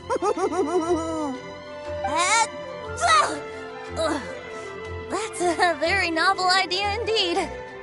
I'm used to just humming to myself while I work. So after Sister Grace criticized us for not singing in harmony, I was planning on quitting the choir. I never thought we'd be able to just sing what we wanted. What a relief. Plus, we get to write a song with Sister Barbara. I'm so honored! Thank you, everyone. Why don't we start by picking a theme for this song? I agree. Traditionally speaking, the theme should be Praise be to the gentle and loving Lord Barbados. I expect that Professor Venti might feel that topic is overdone and lacks originality, and that it may not be to Lord Barbados's liking. That's Kaya for you. Got it in one. I'd suggest that everyone start by thinking of the little things in life that bring you joy. Ooh, well then can I praise the perfect fish head soup my mom cooked last night? Of course you can. I think I'd like to rejoice in the precious days spent together with family. Let us praise Mondstadt, the city that allows us to sing freely. See? Already we have lots of wonderful ideas. Let's write them down, and then Kaya can... Kaya?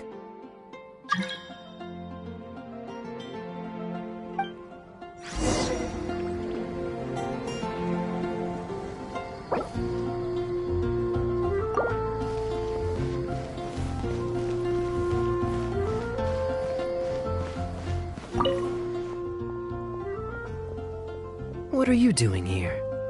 Didn't want to participate in the discussions?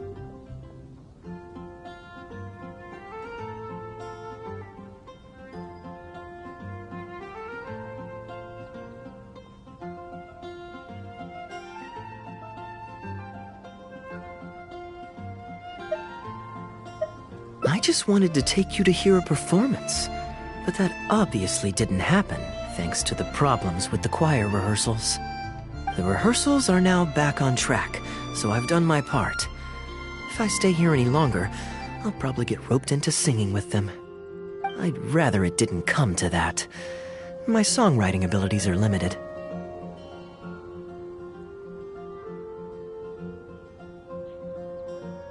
If doing nothing but loitering on the plaza enjoying the scenery all day is the only way to relax, then I suppose I didn't get to relax. But that would get boring after a while. To me, it's more fun to wander around, see what's happening, and insert myself into interesting situations. Besides, can you be so sure I didn't have something to gain from helping Sister Grace with her choir rehearsal dilemma these past few days? Oh, I spy 2 naughty students skipping class, and they just so happen to be the very 2 who asked me to help Sister Grace in the first place. We're ready to review and discuss everyone's lyric contributions now. Hey, why is it that you look like you're trying to run away? I still recall the teachings of Professor Venti. The Animo Archon cares not about how moving the people's songs of praise are, but rather whether or not the song comes from the heart. With so many true believers gathered together earnestly writing a song for him, I'm sure the Animo Archon is watching on and feels very satisfied. That's what a song of worship is all about. So, mission accomplished. And that's the reason you've decided to leave? Slipping away before the final verse is sung, before the poet has uttered the last line, before everything has concluded. I don't know. Something about it just resonates with me.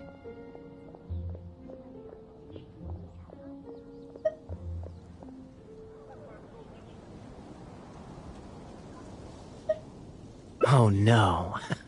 You've seen right through me.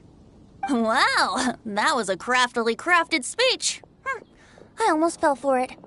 But to share all this with a group of friends, only to find myself one friend short before the final verse is sung, before the poet has uttered the last line, before everything has concluded, I don't know. Something about it just irritates me. If you don't want to write a poem, then let me gift you one.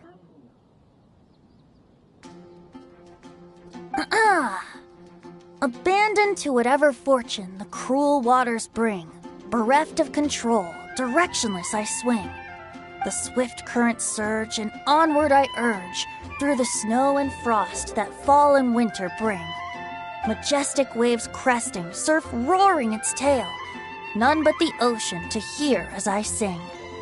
The stars in my eyes as I chart toward the horizon, that into one day from the endless dome of night I shall spring. Freedom, the Animo Archon will bless you. So why not let those feelings out and sing with everyone? A boat that has come unmoored will not get lost in the night, but sail towards the dawn. A beautiful image. Of course, you don't have to believe in it, but the winds of Mondstadt will guide every lost ship back to safe harbor. Well, after a fine poem like that, it would be plain rude of me not to rejoin you. Let's head back together. You two, of all people, have to be there for the grand finale.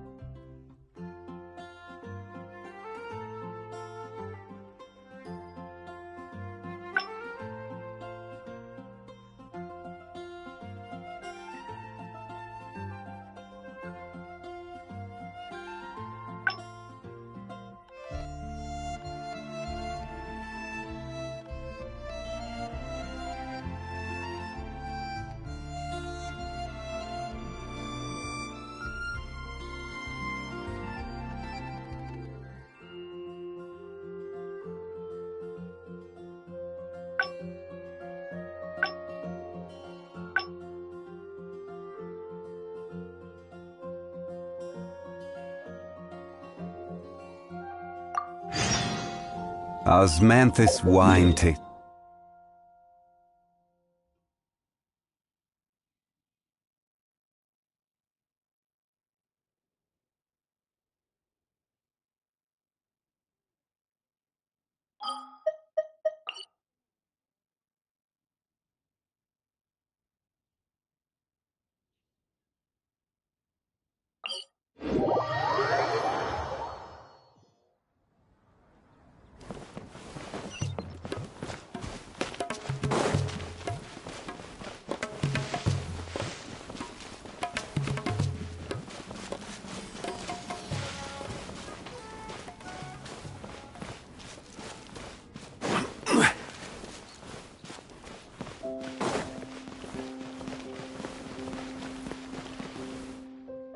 You're always so busy.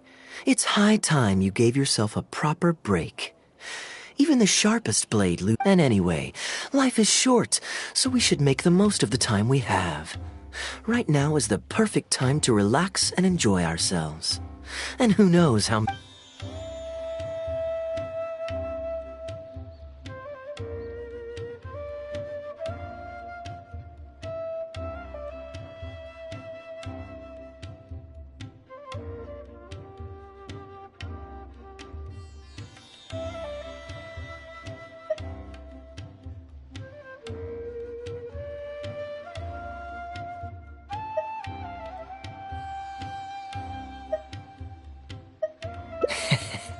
Now I remember why you're an honorary... Your honest character in that case. I guess today's end-of-trip blowout is cancelled. I shall pack my luggage and prepare to return to Mondstadt.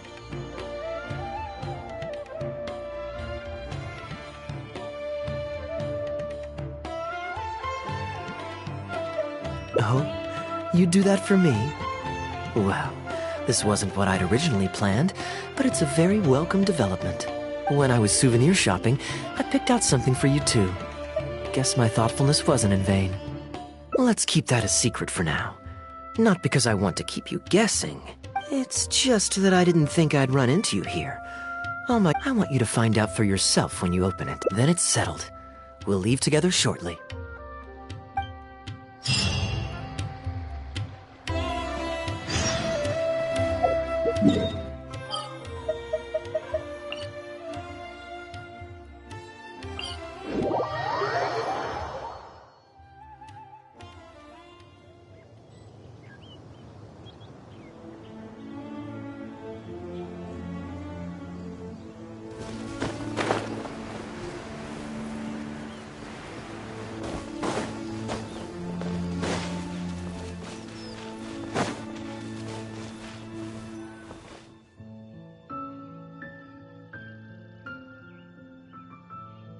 Look, Mondstadt's windmills. Ah, such a comforting sight. Now, as promised, your souvenir. Here you go. According to the merchant I bought it from, mysterious spirits called Jinn often live in lamps like this. And this lamp in particular once housed a very powerful genie. Merchants love to exaggerate to help make a sale. I know you like rare things, so perhaps you can add this to your collection. Of course, you can also use it as an ordinary pot. Personally, I think it'd make an excellent wine vessel.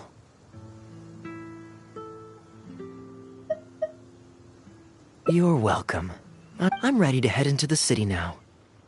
I could give everyone their souvenir. Maybe I'll take a breather first. But I know I'll only get bored sitting in my room alone. Ugh. Do you have any suggestions? Yes, I suppose. Okay, souvenir run it is. They're mostly people you know, so it'll be a chance for you to say hi to some people you haven't seen in a while. Let's start by going to the Knights of Favonius headquarters. Jean and Lisa will definitely be there, and with any luck, we might run into a few others too.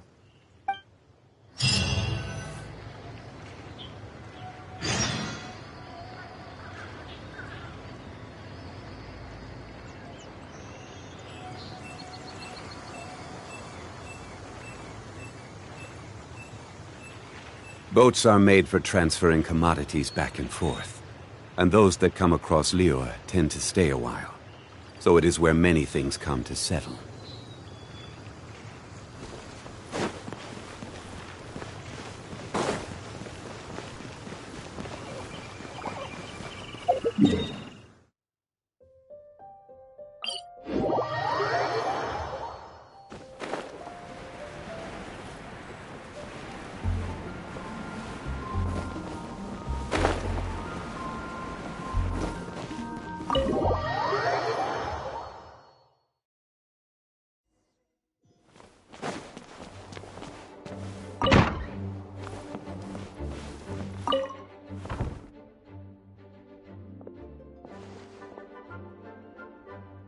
Hey, you two busy?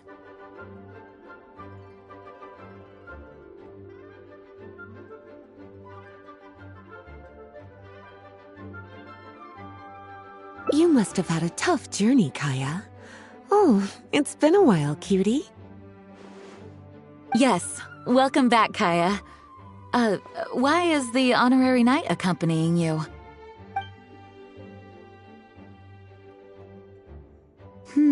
I understand. Back to matters at hand, Kaya. I have already received your report. You did well this time, thank you. A few days ago, we received a letter from the representative of the Wine Merchants Association in Sumeru. It was thanks to your on-the-spot decisions that further losses, due to continued delays, were avoided. Just doing my duty. Anything to reduce the acting Grandmaster's workload. Oh, I nearly forgot. I have some unused travel funds. I'll return the surplus now.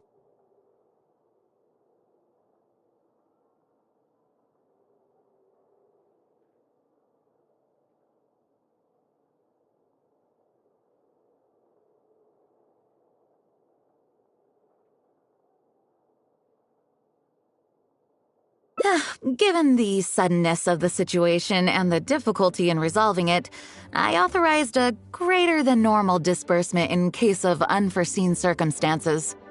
But I didn't think there would be this much left over. Thank you, Kaya. Just doing the right thing. But I'm not actually here for a post-trip debrief.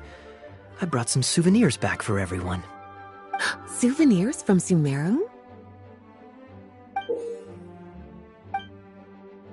Here, the letter opener is for Jean, the jeweled brooch is for Lisa, and the items in the box are for everyone else. The artistry of this is exquisite. Look at the ornamentation on the sheath. This must be one of those crafts unique to Sumeru. It's my first time seeing one in person. Thank you, Kaya. I love the color of the gem in this brooch, and the setting is so elegant. You have excellent taste, Kaya. This can't have come cheap. It wasn't too bad. I didn't spend too much. Might I intrude a moment? Albedo, is that you? Come in.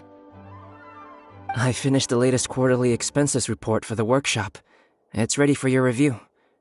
Traveler, greetings. And Kaya, welcome back from Sumeru. Haven't seen you in a while.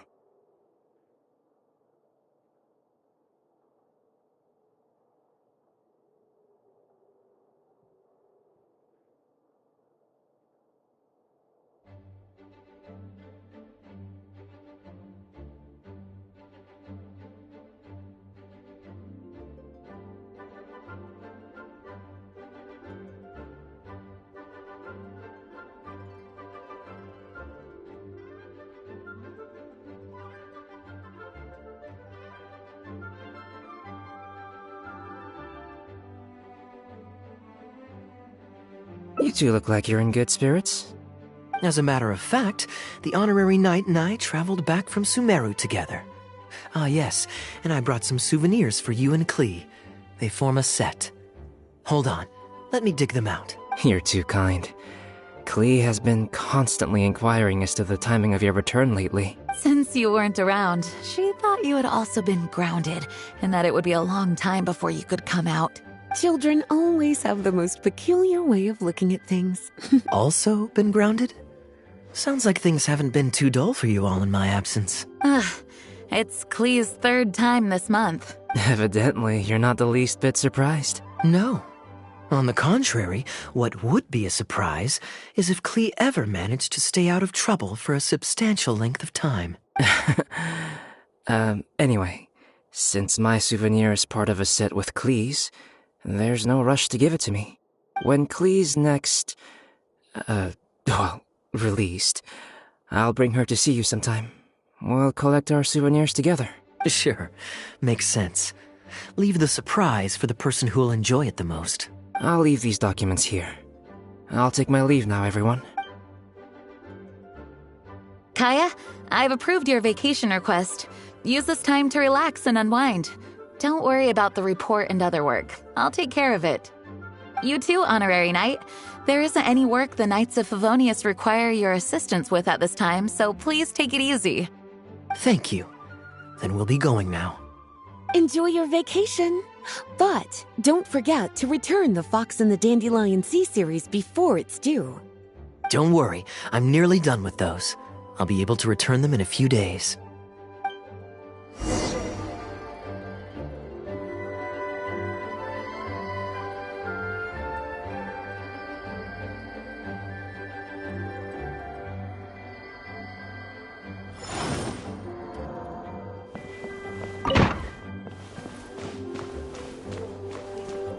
Hello. May the Animo Archon protect you. Kaya coming back? He still hasn't read me the 10th and 11th.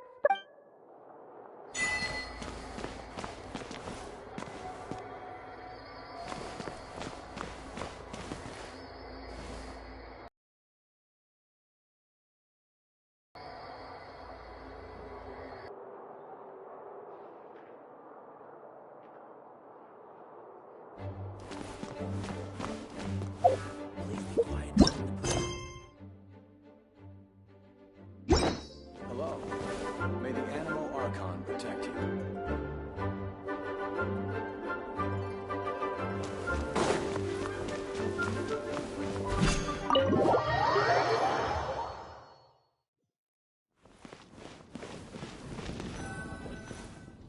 I'm surprised Klee still hasn't escaped. I taught her a few tricks just before I left.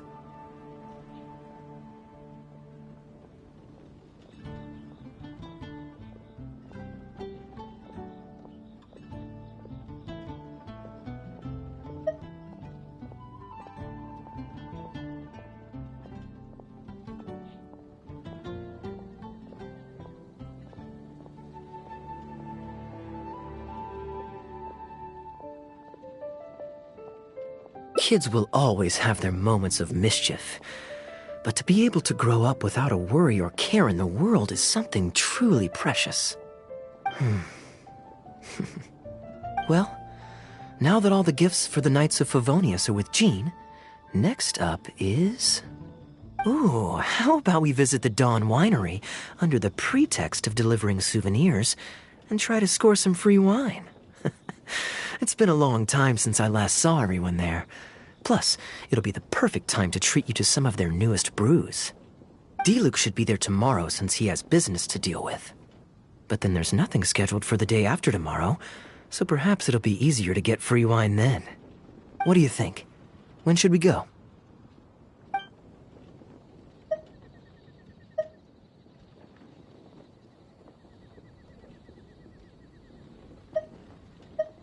That works. Then I guess we'll see Diluc.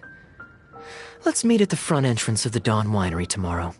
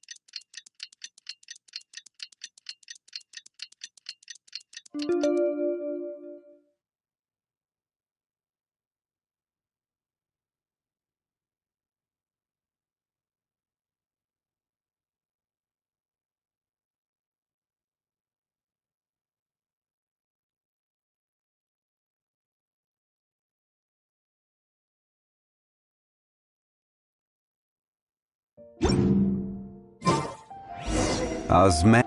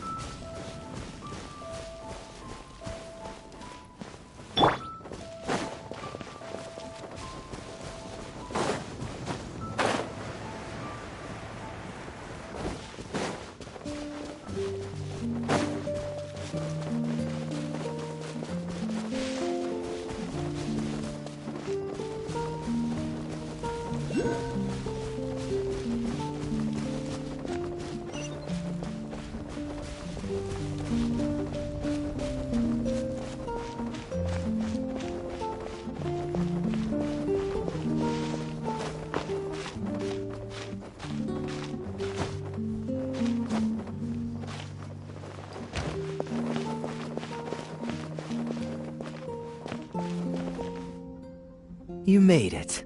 Come on, let's go inside. Brace yourself for some sour grapes.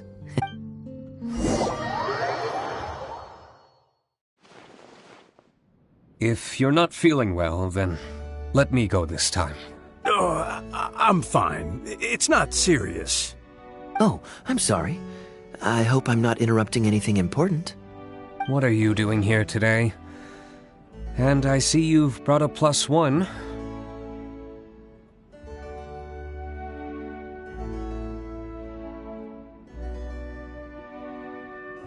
Oh, it's nothing particularly pressing. It's just that we recently returned from Sumeru, and given how long it's been since we last visited the winery, we thought we'd drop by and say hello. Is that it? Make yourselves comfortable then. Oh, do you really mean that? Because my definition of comfortable happens to involve prodigious amounts of your finest wines. Speaking of which, I'm curious where you store the wine these days. Is it the same place as it always used to be? Sounds like you're in a hurry to reach your goal. Been plotting this raid for a long time? Plotting a raid? Why, you misunderstand me. The truth is, a rumor happened to reach my ears recently. My informants tell me that last month, the Dawn Winery spent a large sum of mora on 2 bottles of limited edition Northland Valberry liquor. However, it turns out that they were likely just cheap knockoffs masquerading as the real thing. Of course, a teetotaler like yourself would struggle to tell the difference. So why not get a connoisseur to help you appraise the quality? Ah, wait. But the sterling reputation of Dawn Winery is at stake. Why, if you really purchased bootleg liquor, that would be scandalous. Better to have unknown and insignificant alcohol aficionados do the taste test for you, to prevent word getting out. Quite the story. You used that one last year. Got anything else? What? Really? I totally forgot. In that case, how about the principle of reciprocity? Here, this is for you. I bought it for you in Sumeru.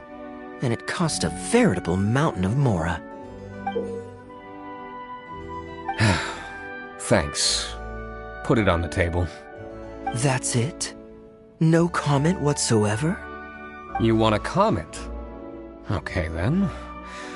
This thing is very in line with your unique aesthetic tastes. Much like that vase over there. Elzer, fetch a bottle of this year's newest batch from the warehouse, or else someone will keep blathering on with endless excuses. One moment, Master Kaya. I shall fetch it immediately. What's wrong, Elzer? Are you okay? My throat is a bit raspy is all. It got better after I began taking medicine, but recently it flared up again. Other than a bit of difficulty breathing now and then, it's nothing to be concerned about. Many illnesses are caused by overwork. If you don't get enough rest, medicine alone won't solve the problem. Surely you should have long since handed over the work of the winery to Diluc by now. You can't keep being Diluc's butler. He's becoming a louse. Actually, most of the time he... Take some time off, Elzer. Don't put it off any longer. I'll handle the guild matters. It's important to take care of your health. You have to take it seriously. And, cavalry captain, you would do well to remember that brevity is the soul of wit. Master Diluc, Master Kaya, thank you both. Then I'll take my leave and rest for a few days. Enjoy your vacation. Though, before you officially clock out, let me head out the door with you. We can grab a few bottles on the way. There's nothing quite like enjoying a quality wine while feeling the gentle breeze against your face.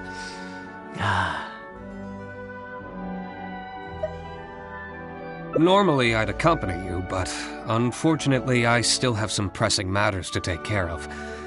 My apologies and regards to both of you. Really? Oh, that's a shame.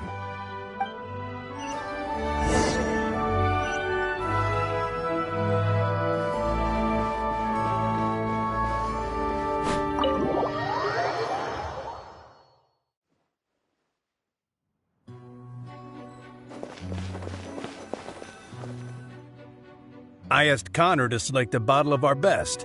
He'll bring it by shortly. You asked Connor? He hasn't seen you in a while. He's just happy to be able to do this for you. Considerate as ever. Elzer, I also brought you a gift. Here, this belt buckle's for you.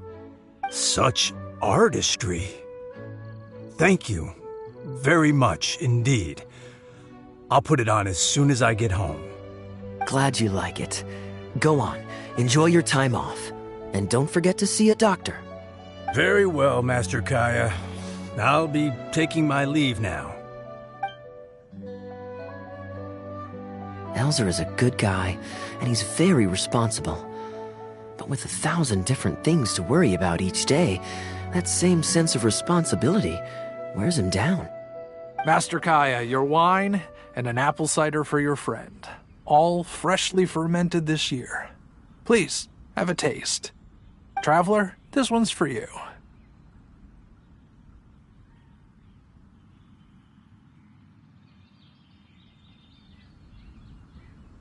Oh, very clear.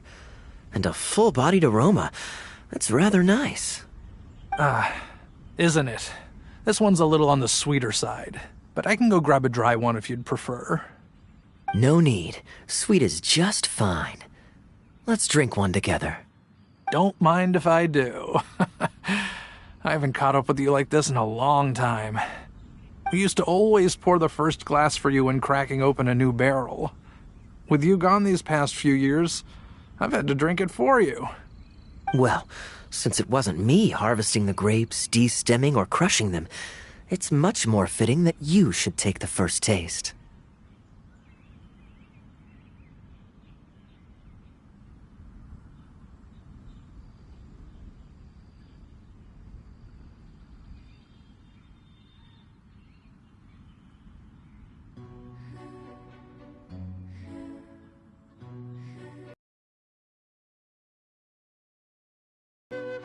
It's an important step in the winemaking process.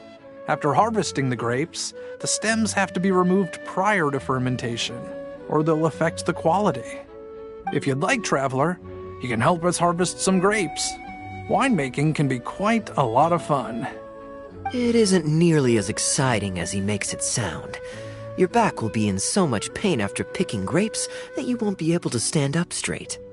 Master Kaya is right. Harvesting grapes is a back-breaking labor. But seeing the grapes turn into grape juice, then ferment into wine, is a fascinating experience. And every person at the winery should have a chance to share in it. Wait, so Diluc actually helps you with the winemaking?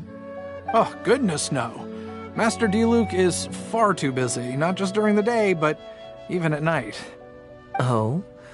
And just what is D-Luke always so busy with? Well, come nightfall, he's always out there, networking, and so on. Master Kaya, you may be surprised to learn just what lengths Master D-Luke is willing to go to for the sake of the business. Connor, you're an awful liar. I hate to see you struggle. Oh, so Master Kaya, how do you like your drink? I remember you weren't very interested in wine when you were young.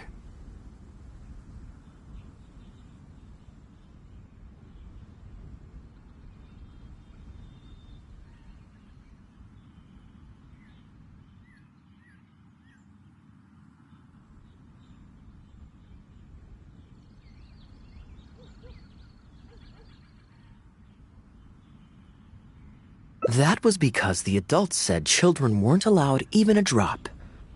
Don't you remember how much trouble D-Luke got in that time he snuck a drink? Ah, yes, of course. Adeline even covered for the two of you. But on a serious note, having grown up at a winery, I spent my childhood watching Tunner plant the grape seeds, waiting for them to ripen on the vine, harvesting them together and waiting for the alcohol to ferment. Even though I couldn't help with making distilled spirits, watching everyone work was fascinating.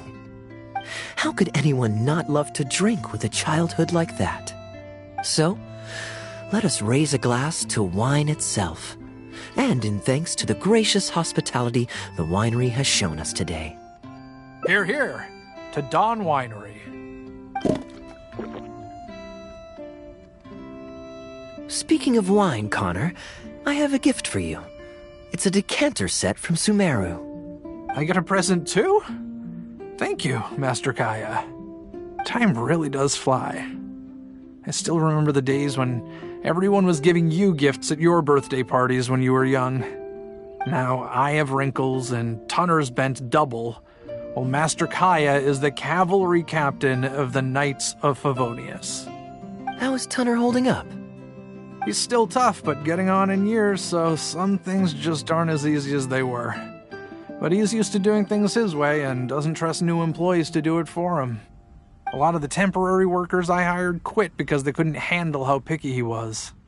Master Kaya, if you have time, why not go talk to him about it? You're probably the only person he'll listen to besides Master D-Luke. I definitely owe him a visit. I haven't seen him in some time, and I do have fond memories of the days when he was teaching me to pick grapes.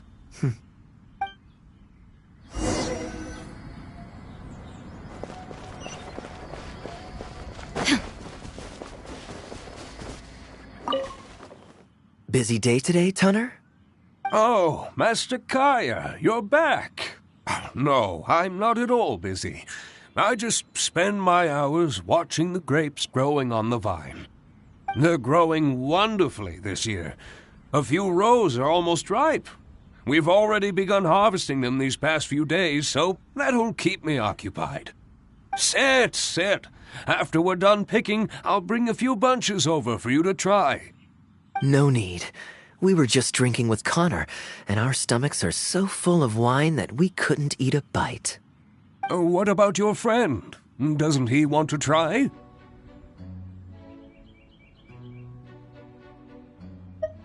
Allow me to introduce the honorary knight of the Knights of Favonius. Ah, the honorary knight in the flesh. There are so many talented people in the Knights of Favonius. You all have bright futures ahead of you. Harvesting grapes is hard work. Let me help you. Do you still remember how I used to help out when we were short-handed? I believe I do. In that case, I'm counting on you. What's this? Everyone's clamoring to do manual labor? Well, suits me. More help is always appreciated.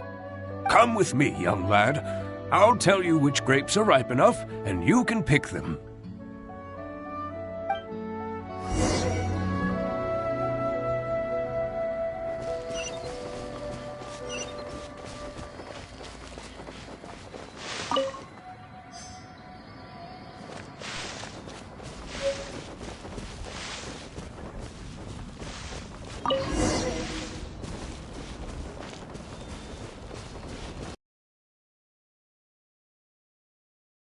You have nimble hands, lad. Master Kaya wasn't nearly so careful when he was young. He mangled so many his first time. What a waste. Fortunately, the young master has a good head on his shoulders. Didn't take long for him to get up to speed. And now he's turned into such an outstanding young man, polite and kind. If I had a son as exceptional as Kaya, oh, I would be the happiest man in Mondstadt.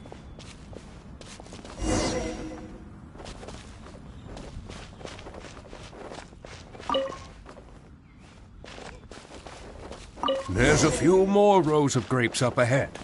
Let's finish picking them together. Careful not to damage the grapes when you pinch the stem.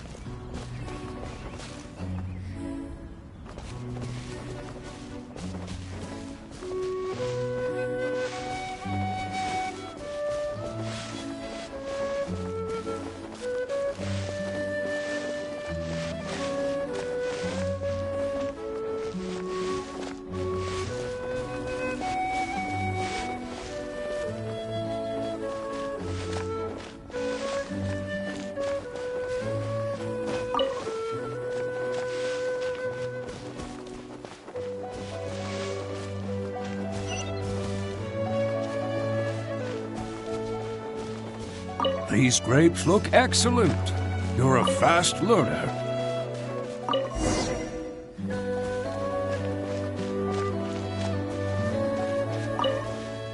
I'll take them. Good job. Master Kaya left the winery and moved to Mondstadt. Just like my own son, Guy. He left home to join the Knights of Favonius, too. I don't know him like Miss Adeline or Master Diluc do, but I know that no matter how old your child gets, they always need a home they can come back to. And without family by your side, you at least need the companionship of friends.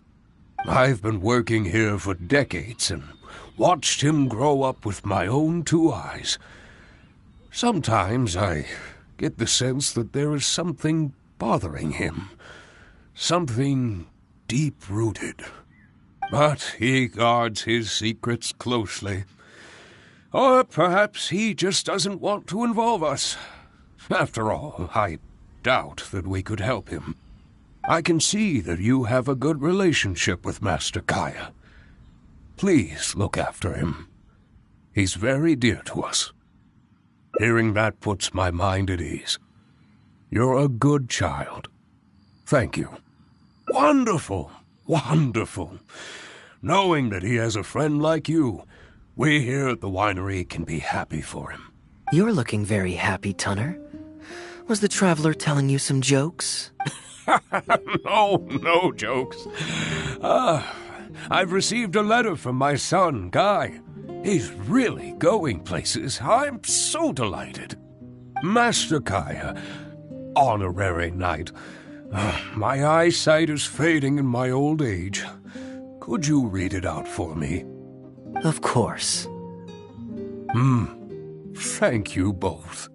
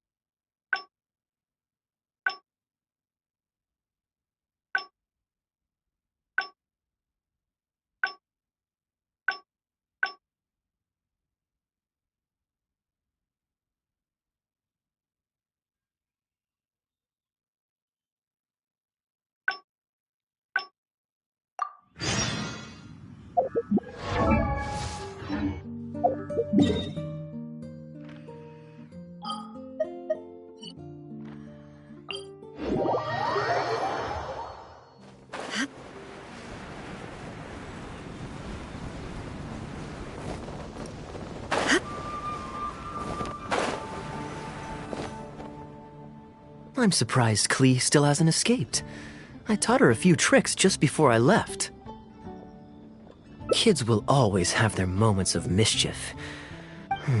Well, now... Ooh, how about we visit... Diluc should be there tomorrow since he has business to deal with. But then there's nothing scheduled for the day after tomorrow, so perhaps it'll be easier to get free wine then.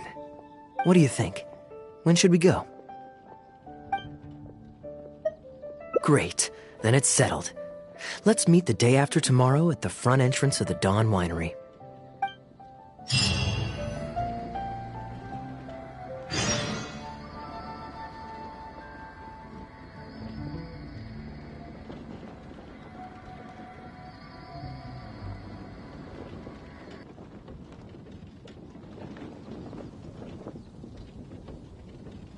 All the world holds dear is but a backdrop of constant motion.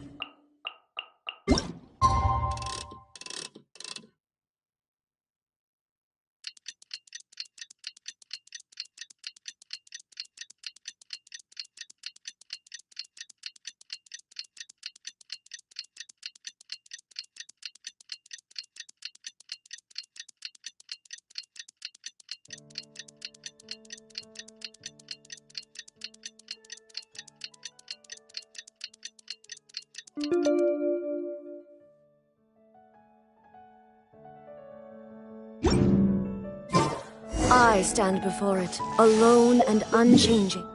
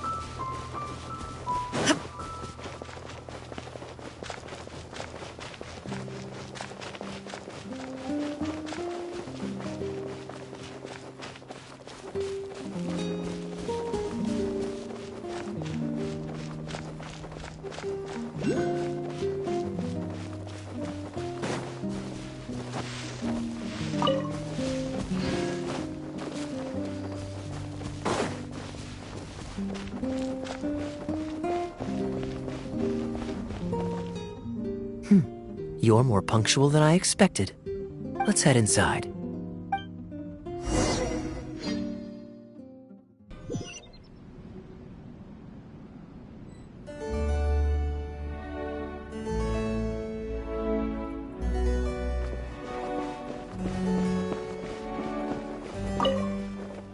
Master Kaya? And the Traveler? Welcome, welcome. Please, come in. I'll fetch you both something to drink. Long time no see, Elzer. Yes, it's been a while, hasn't it? So what brings you back to the winery this... Sorry. Is there anything I can do for you? No need to be so formal. I just returned from Sumeru and dropped by to see you all. Ah, what a pity. Master Diluc went out to handle business last night and hasn't returned yet. Never mind. The main thing is that you and Adeland are here. Oh, speaking of Adeland, where is she? She's taking some time off. She was busy cleaning yesterday and finally has a bit of time to herself. Perfect. I brought some gifts for you both. Here, this belt buckle is for you. My goodness, it's exquisite. Thank you, Master Kaya. I'll treasure it. Would you like anything to drink? We recently finished making a new batch of dandelion wine. Well, what perfect timing. I was just wondering how this year's batch was coming along. Let me fetch a barrel and have someone deliver it to the Knights of Favonius headquarters for you. Oh, I won't be needing an entire barrel. A couple of bottles will be more than sufficient.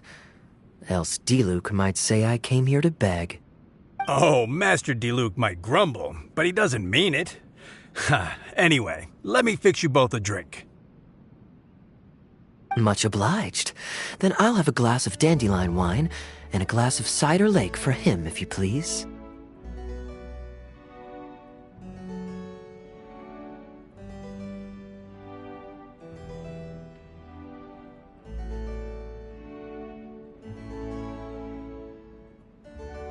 The name is not that literal. It is a drink with virtually no alcoholic content, as Master Kai will be aware. I'll prepare them now. Please, wait a moment. Strictly speaking, that's not entirely true. Cider Lake does have a tiny amount of alcohol in it. Please, enjoy.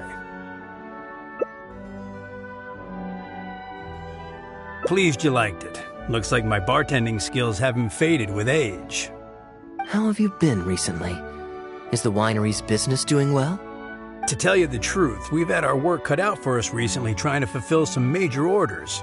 Things have only just started to quiet down over the last couple of days. So, you've had no time off lately? Master Diluc was concerned about the same thing. But with him being out on business for a few days, who would take care of business and the guests if I were to take time off? Maybe some other time. At least take half a day to see a doctor and make sure you're okay. If your condition worsens, Diluc will never forgive himself. You make a fair point. If you're worried about having someone to handle the winery, why not leave it to me? I'm familiar enough with your responsibilities to cover for you for a while. Master Kaya, Please, come back to the winery more often. We all miss you very much. All right. No need for that kind of talk. Come on. I'll see you out.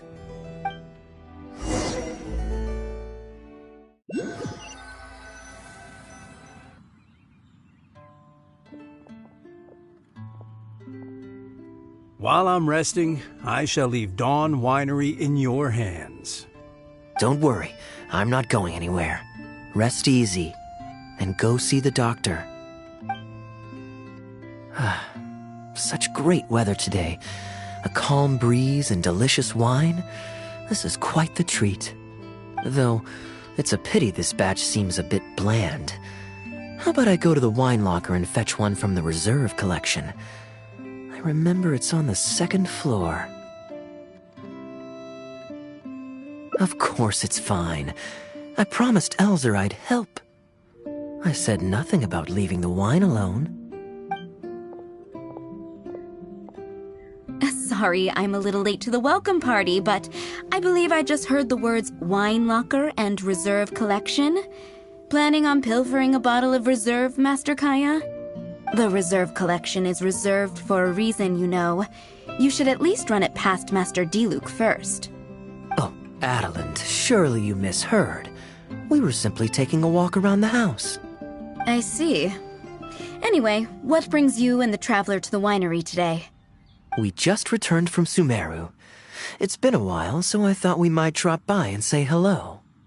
And perhaps enjoy a complimentary drink while we're here. Surely you wouldn't object, Adeland. How could I object? We're simply happy that you've come back to see us.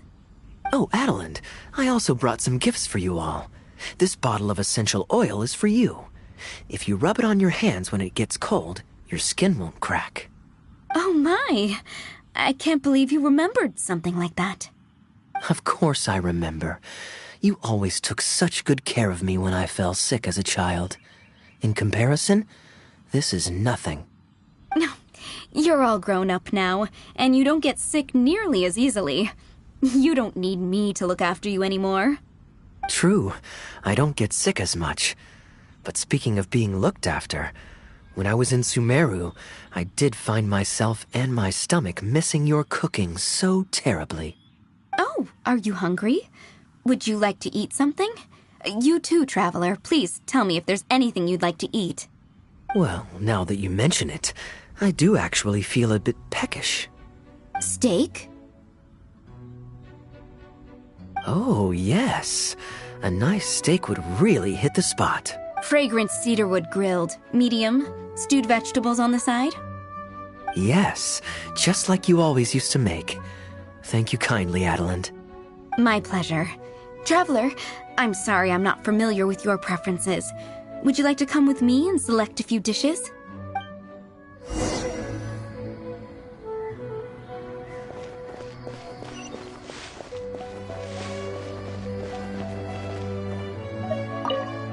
Grilling the steak over fragrant cedarwood infuses it with more flavor than pan-frying it.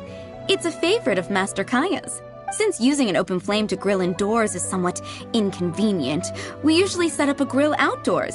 It's perfect for grilling meat, but you can also use it to make stews. I can offer you a satisfying salad, cold cut platter, and anything stewed. What would you prefer, Traveler? Okay, right away. Master Kaya really likes stewed vegetables, but it takes the most time. So I'll start making that first and then prepare your meal once that's underway. Of course! I looked after him and Master Diluc when they were growing up. He wasn't always such a complicated character. He was a gentle child, polite and very sweet. Boys, huh? The gentle ones grow up to be wild, and the rambunctious ones become quiet and reserved. At least that's my experience. If there's anything you don't understand about Master Kaya and his antics, please feel free to talk to me about it. His temperament has changed quite a lot over the years, but he still has a lot of the endearing qualities I remember. Kaya is much savvier and more mature than he used to be. Goodness knows he could be tricky to deal with. But let me share a few little tips. When he answers your question with a question, stop and think carefully about what he wants you to believe, and don't be led on by him. As for not knowing what he's up to, that's because he loves making up a good cover story, but don't let him get to you too much. You can take it from me. You were drinking a cider lake just now, right? Do you know why it's called that? The name was coined by none other than Master Crepus when he mixed the drink for Master Kaya himself. They were adorable when they were young. One time, the winery was hosting a banquet, and Master Crepus strictly forbade Master Diluc from drinking. Master Diluc wasn't happy about that, and he convinced Master Kaya to team up with him and sneak into the wine cellar to steal some dandelion wine. And how did I find this out? Because when Master Kaya attempted to distract me, I could clearly see Diluc hiding around the corner of the corridor, gesturing to Master Kaya to direct him through the whole thing. The Captain Kaya of today never bats an eye when he lies, but he wasn't like that at all when he was young.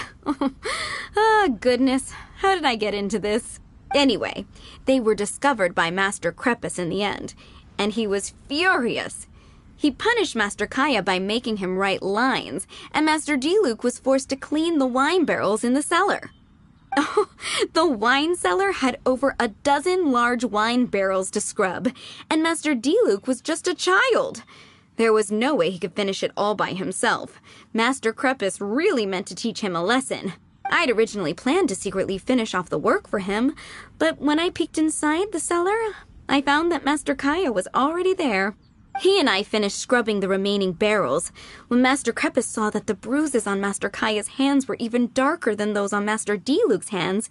He instantly understood the situation. Master Crepus wasn't stern by nature, so to comfort Master Kaya, he mixed him a drink and added a few drops of alcohol just so he could have a little taste. So you see, Kaya was a gentle child and never one to boast about the things he did for other people. Sometimes he'd even deny it if asked. His friends have a special place in his heart, even if he keeps this to himself. Kaya's quite a smooth talker these days, but I can tell that his habit of quietly helping others hasn't changed. Ah, good. Okay, the stew is nearly ready, but the meat and the other dishes will need a moment. Please wait at the table. I'll be over shortly.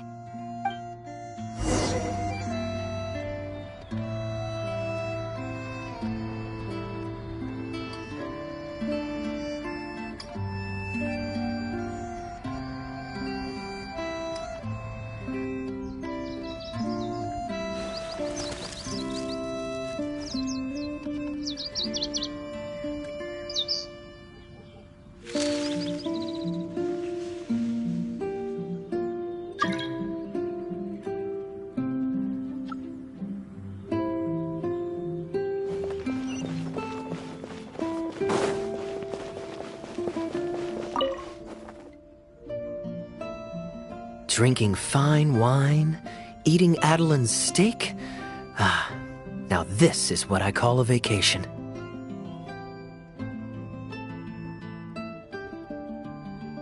Oh?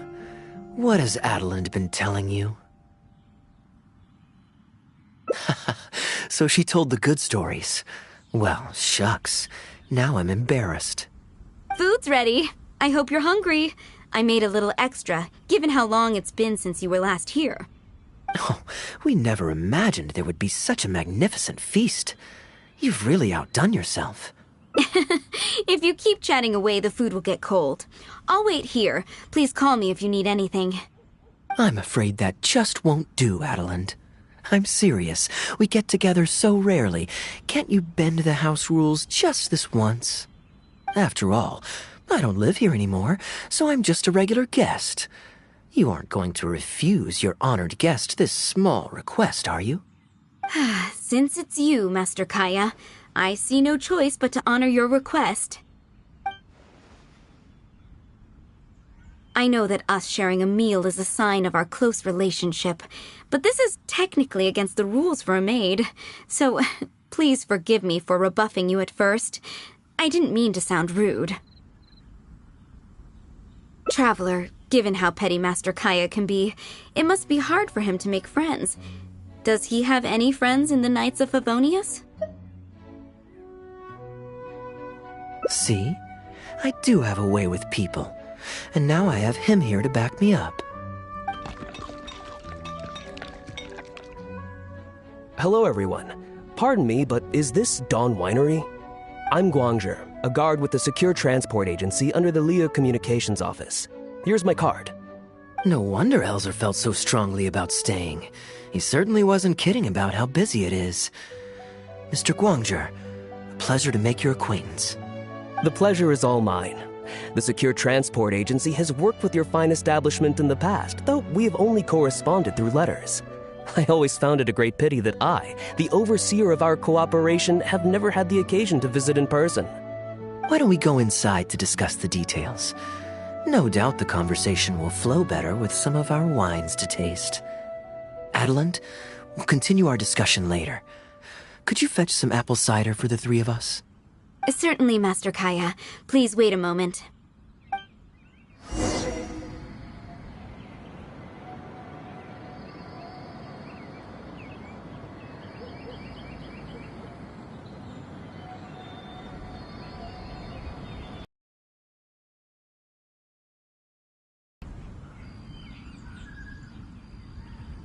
Inactivity serves no purpose whatsoever.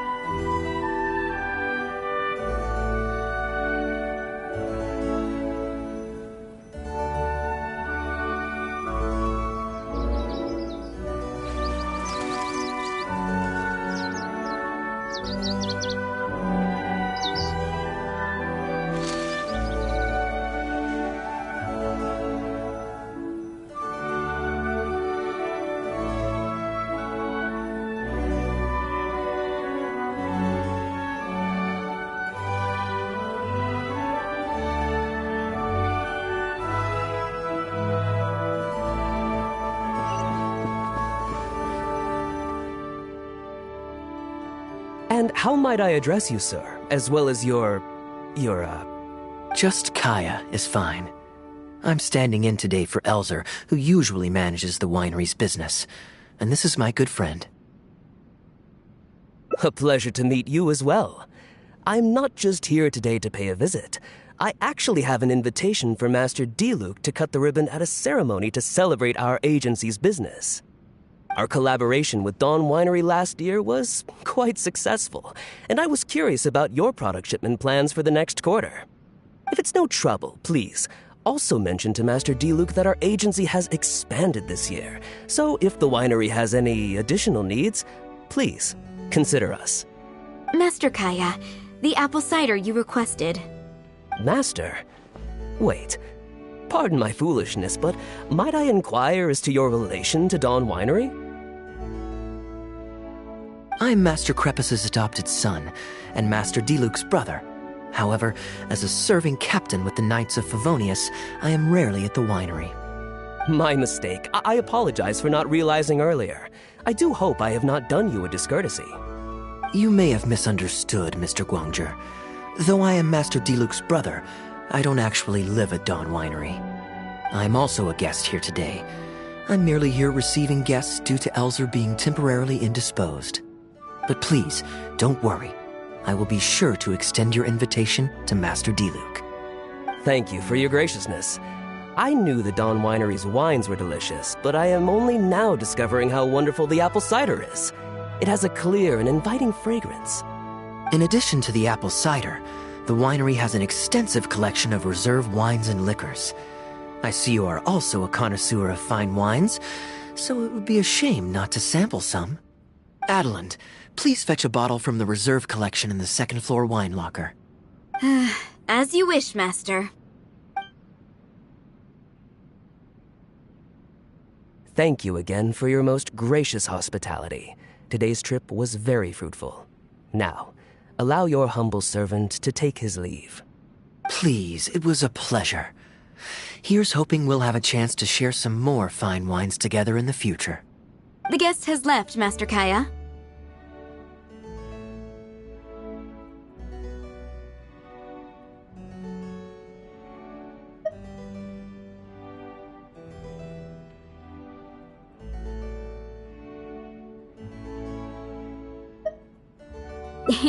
It's no skin off my nose.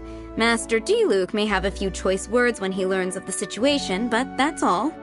All I really wanted to say is, you will always be a part of the Dawn Winery family, Master Kaya. I have never considered you an outsider. No matter when, if you ever feel tired, you'll always be welcome here. I understand, Adeland. Oh, now this is a busy day. Who's at the door this time? Hello, everyone. I'm back. Now that was fast. How are you feeling?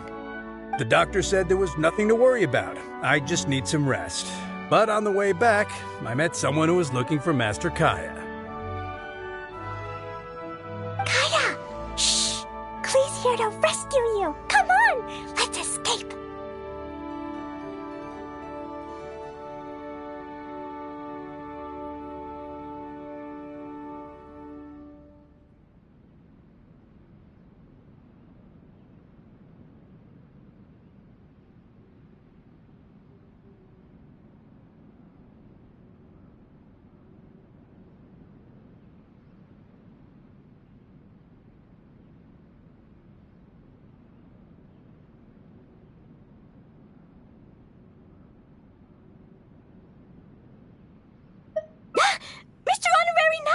Are you grounded with Kaya too?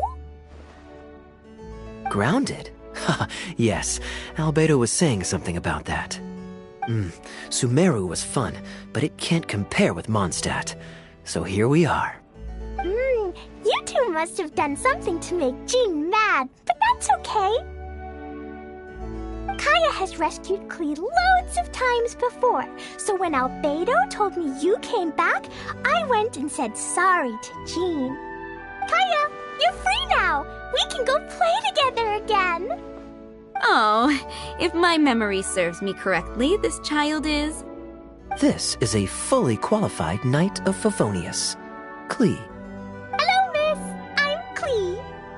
We're sorry. Please don't ground Kaya. What? I really need to take Kaya and Mr. Honorary Knight away, so we can go find Albedo, Sucrose, Amber, and together. I see. Hello, Miss Klee. You needn't worry. Master Kaya's grounding is long over. See, Adeline, you don't need to worry about me. I have lots of people to care for me now.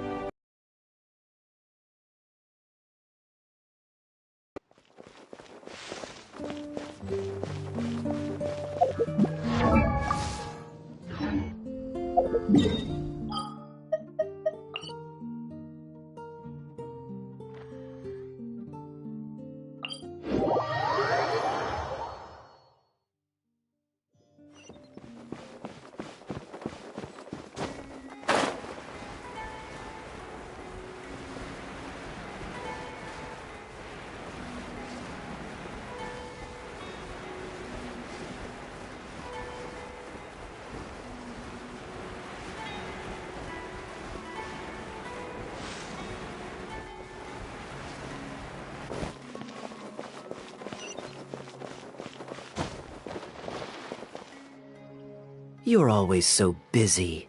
It's high time you gave yourself a proper break. Even the sharpest blade loses its edge if it's always in use. Regular maintenance is essential for reliable performance. And anyway, life is short, so we should make the most of the time we have.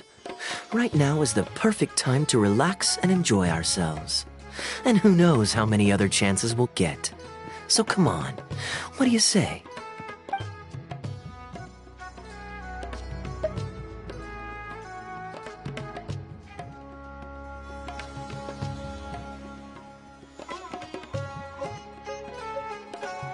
Great. Music to my ears. I'll cover the travel costs, of course. There's nothing more enjoyable than the company of a good friend. Let's call this a nice little excursion to round off my long business trip. Now, let me think where we should go. I've seen a lot of Sumeru already, so let's go for someplace new. How about Liyue? I'd be heading past there on my way back to Mondstadt anyway, so it's not out of the way. Well, lucky me. I'll hold you to that. Liyue's Ministry of Civil Affairs frequently corresponds with the Knights of Favonius, so the address on their letterhead is one of the few places I'm familiar with. I don't have much luggage, so it won't take me long to pack. Give me a moment, and then we'll head there together.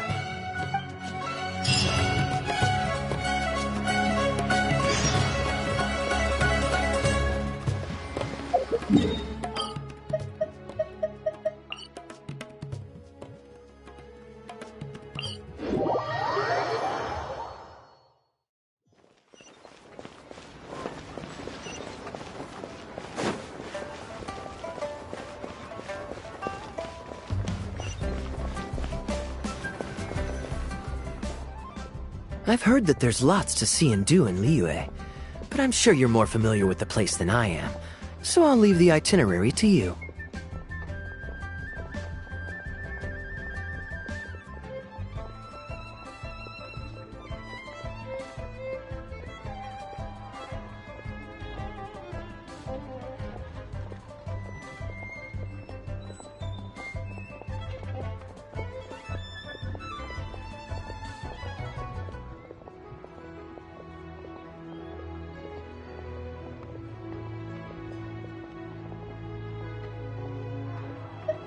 Excellent.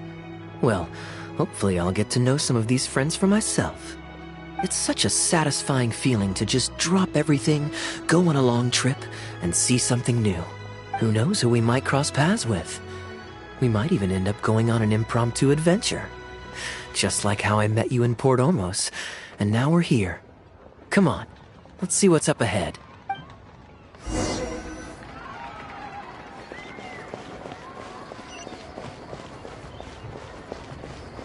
Do you know this shop? It looks pretty nice from the outside. Shall we take a look? Welcome to Mingxing Jewelry.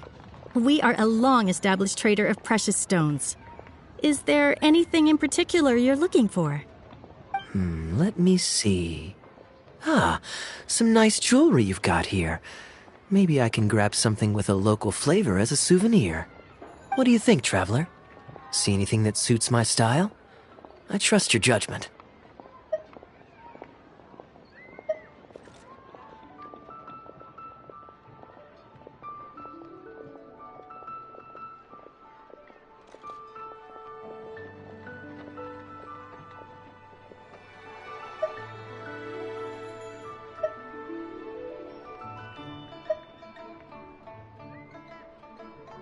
You're interested in souvenirs. If you're struggling to decide, you might want to consider getting some jade. You can't go wrong with a nice jade pendant.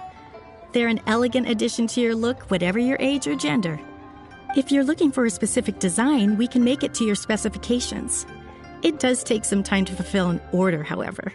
High-quality jade is hard to come by, so our waiting list is at least a couple of weeks. Oh, that's a pity. I'm just visiting and I won't be in town for very long. So as much as it pains me to do so, I'm afraid I'll have to leave this beautiful bijou behind. No worries at all, sir. If you're looking for something off the shelf, why not go and see Mr. Shurto at the Jade Mystery? He also deals in jade and precious stones.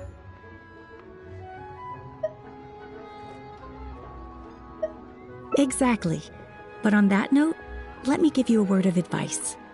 There's no risk in purchasing a piece of jade that's already been cut. But you could lose all of your mora betting on uncut rocks.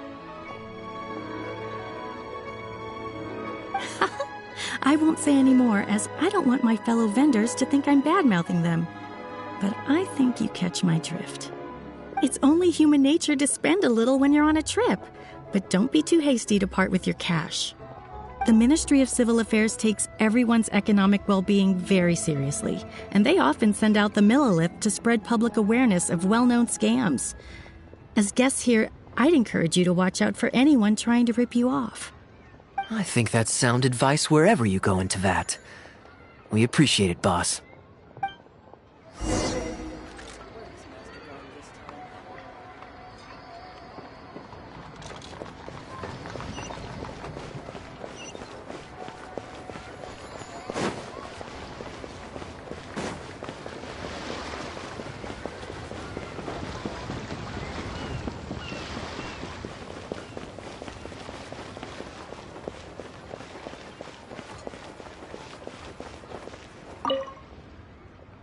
Welcome!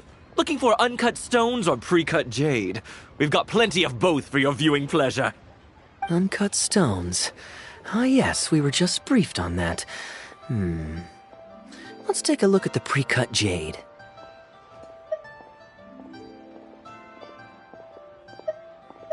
I believe I detect a quiet but distinct tone of apprehension in your words. Please rest assured, there's nothing to be quite so wary about with my business. Feel free to peruse at your leisure. I think you'll find that everything I do here is entirely above board and legitimate, and I sell only pure and unadulterated goods. No scam guaranteed. Sure, you can bet on jade and lose if you're unlucky, but that doesn't make it a scam. My terms are clear and transparent, and I only do business with willing customers. What scammer can claim that? Sounds perfectly reasonable. At the end of the day, it doesn't matter how much the vendor is charging. If the customer decides to hand over their money, they're taking the bait of their own free will. Yes, exactly. I'm glad you understand. Although your peculiar phrasing at the end there, you almost make it sound as if I really am scamming people. Anyway, betting on jade is what it is. Feel free to try your luck, but if you can't afford to lose, then it's not for you. We don't need to cause each other any trouble. I'll leave you to browse at your own pace now while I deal with other potential customers. Amber-colored jade would probably make for a good souvenir. Why not? This is a quirky little place. Somehow, I'm inclined to entertain him for a bit. Well, if you're not interested, then I guess we'll pass.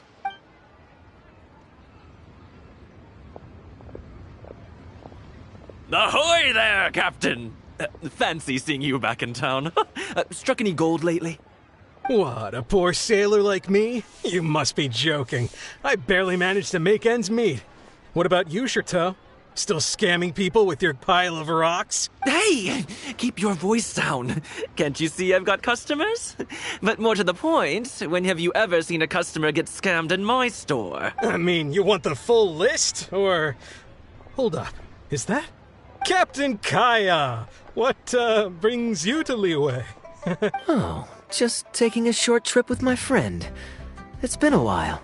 Yes, it's been a good while, hasn't it? Anywhere you'd recommend I visit while I'm here? Let me think. Wanmin Restaurant's always a pretty good bet. Chef Mao's daughter is a skilled chef, and their prices are very reasonable. My wife can't get enough of their boiled fish. You could give that a try. And, speaking of my wife, she won't let me forget what a great help you've been to us before. So thank you, on her behalf. Your wife? Ah, yes. How is she doing these days? Keeping well? Very well, thank you. Very well. Anyway, I've got something I need to do down at the South Wharf, so my apologies, Captain Kaya, but I'd better get going. All right. See you. Ah, I finally remembered who that was. Captain Wu. He runs a transport business between Mondstadt and Liyue. I see. So you went through that whole conversation with no idea who you were talking to. Well, that explains the generic pleasantries and the general awkwardness. Old Wu's usually quite the chatterbox, so it's very unusual for him to just take off mid-conversation. How exactly do you two know each other anyway? An educated guess. Yes, you could put it like that. It's pretty straightforward, honestly. The captain was making a delivery to Mondstadt when his ship sprang a leak. He overexerted himself fixing it and keeping the cargo dry, and ended up passing out from exhaustion. I took him to Mondstadt to recover. Well, it still seems strange to me. Sure, he's hardly the most charming conversationalist, and he's also mighty stubborn, but all of us know Old Wu is an honest and kind-hearted man. His eldest was once playing on that big rock over there when he took a tumble and injured himself. I helped to patch the kid up, and the next day, Old Wu was here to buy a couple of uncut stones. I'm just surprised he was so quick to excuse himself, that's all. Normally, he's the kind of guy who, if you run into him on the street and he owes you a favor, he'll grab you by the hand and thank you profusely until you ask him to stop. Well, stubborn, I can believe. Someone had drilled a gaping hole in his ship, and the water was coming in fast. How he managed to make it all the way to Mondstadt, not to mention with his cargo intact, I have no idea. Someone drilled a hole in his ship? Oh dear. It must have been one of squeeze their way into the market. When competition is stiff, sometimes things get ugly. It's the way of the world, unfortunately. His line of work isn't easy. The poor fellow usually has to set sail before the break of dawn. He's been loitering around a lot these past few weeks, though. I thought maybe he'd come into some Mora. Competition is fierce these days, and there's not a lot of Mora to be made in shipping. So every day he stays idle is another negative in the books. I do wonder what's gotten into him. Anyway, I digress. We merchants protect our goods like our own lives, so who knows? Maybe he had some important cargo to see to. Either way, good sir, don't mind him.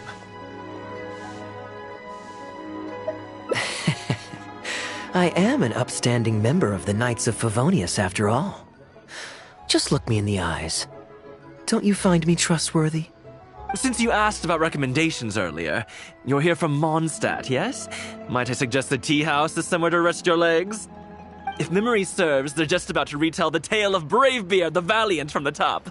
Why not pay them a visit? Huh. Sounds interesting enough. Let's check it out.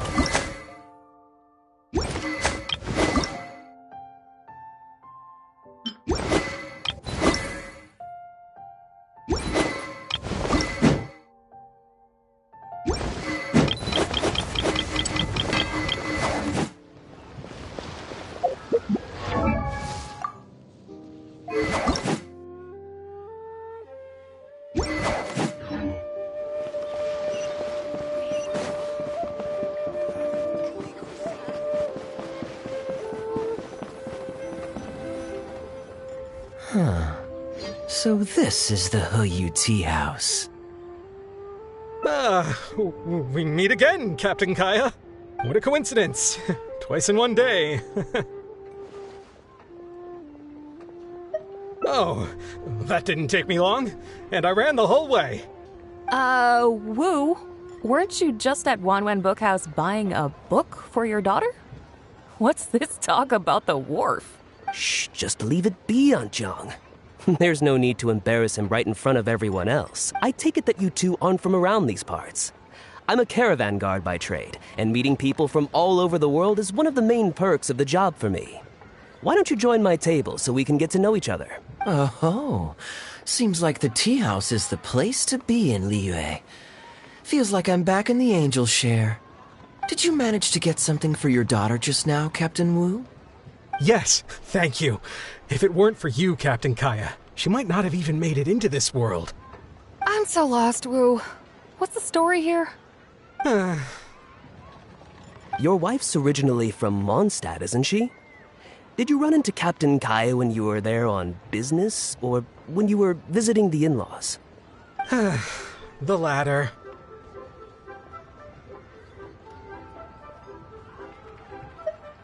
Oh, this is so humiliating. Anyway, back when my wife was pregnant, we were taking a trip to Mondstadt to visit her parents this one time, when we were mugged by a group of treasure hoarders near Dawn Winery. Oh, that sounds awful. Were either of you hurt? I mean, he's still here, and he's still got all his limbs, so they can't have roughed him up too bad. I'm guessing Captain Kaya stepped in before they could do either of you any serious harm, huh? Yes, he did. Thankfully, he heard my wife crying for help and drove them away.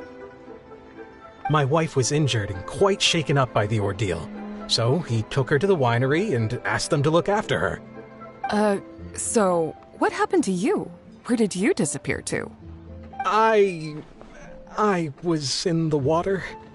Huh? What did you jump in the water for? You know they can still get you in there, right? No, that's not... I did...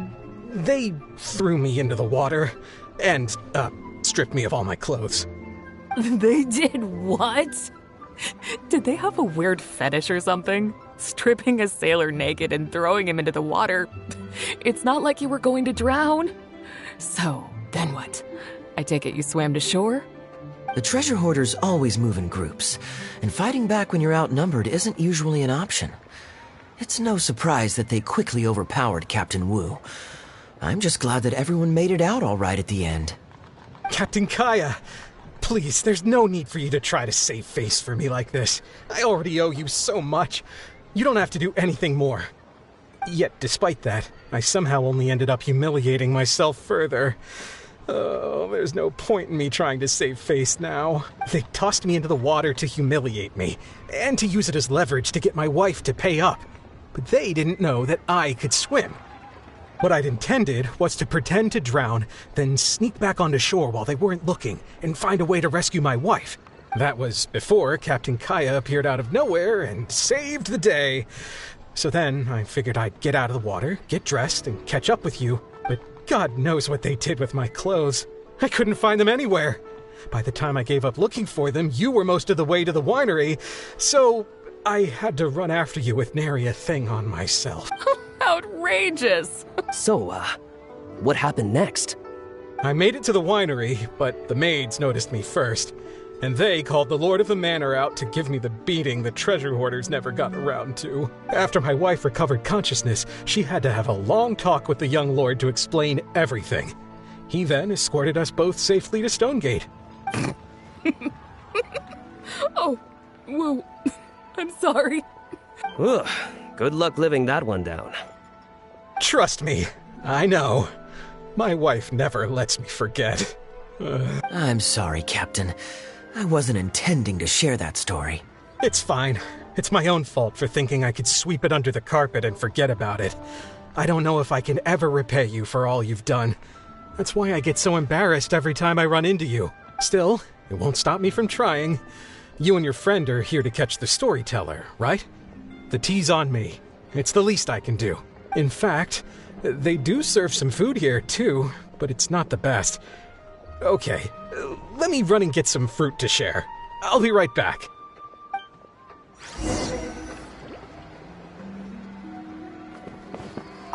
I wonder how much Fanaria caught of that. Old Wu really has no filter, does he? Oh, poor Wu. Oh, gosh. I'm so sorry. It's just...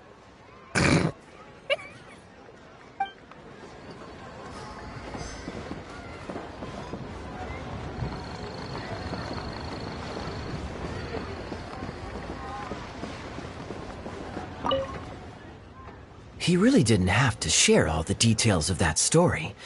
But since he didn't seem to mind, I wasn't about to stop him.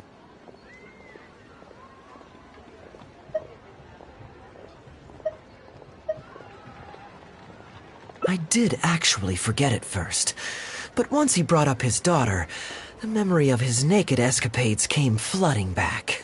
D-Luke thought some pervert was harassing the maids. He charged straight out the door, great sword in hand and raring to go. I haven't seen him so angry in a long time. So many people owe me favors nowadays. It's hard to keep track of them all. I really should go check my favors ledger once I'm back and refresh my memory. Hey, you didn't think I was being serious, did you?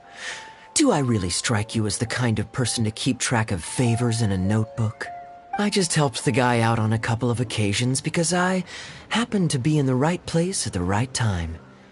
I have no intention of asking him to do anything for me in return.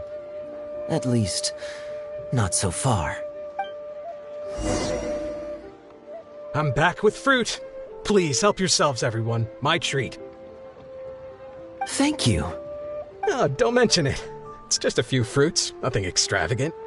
Once my new pharmaceutical business takes off and I have more to spare, I'll get you a proper thank you gift and send it to the Knights of Favonius. Pharmaceutical business? So you found a new career? No more shipping? Shipping's impossible work nowadays. There's too much competition, and the margins are too small. So I've decided to switch gears. I'm going to become a partner of Boo Boo Pharmacy and provide funding for a brand new medication they're producing. It's specially formulated to treat seasonal joint and limb pain. If you didn't know, it's a very common health complaint among sailors, but also extremely difficult to treat. I've suffered from it myself, which is why I know that a lot of people stand to benefit from this once it enters the market. It's a good cause, and a stable source of income. Whichever way you look at it, it's a step up from the back-breaking work I did before.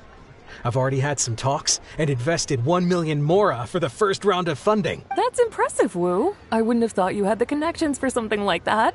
So is it Dr. Baiju that you're in talks with? Oh no, not Dr. Baiju. Actually, it was his master, Dr. Baifudze. His medical expertise and clinical experience are second to none, and he really cares about his patients. He gave me a few of his traditionally formulated bone-strengthening pills when he saw me suffering from my leg pains one day. It was like a miracle cure. The pain immediately went away. Dr. Baiju's master? Yeah, I told him I'd be enthusiastically recommending his medicine to the other guys at the docks. And after some hesitation, he just went right ahead and wrote up a prescription for me, completely for free.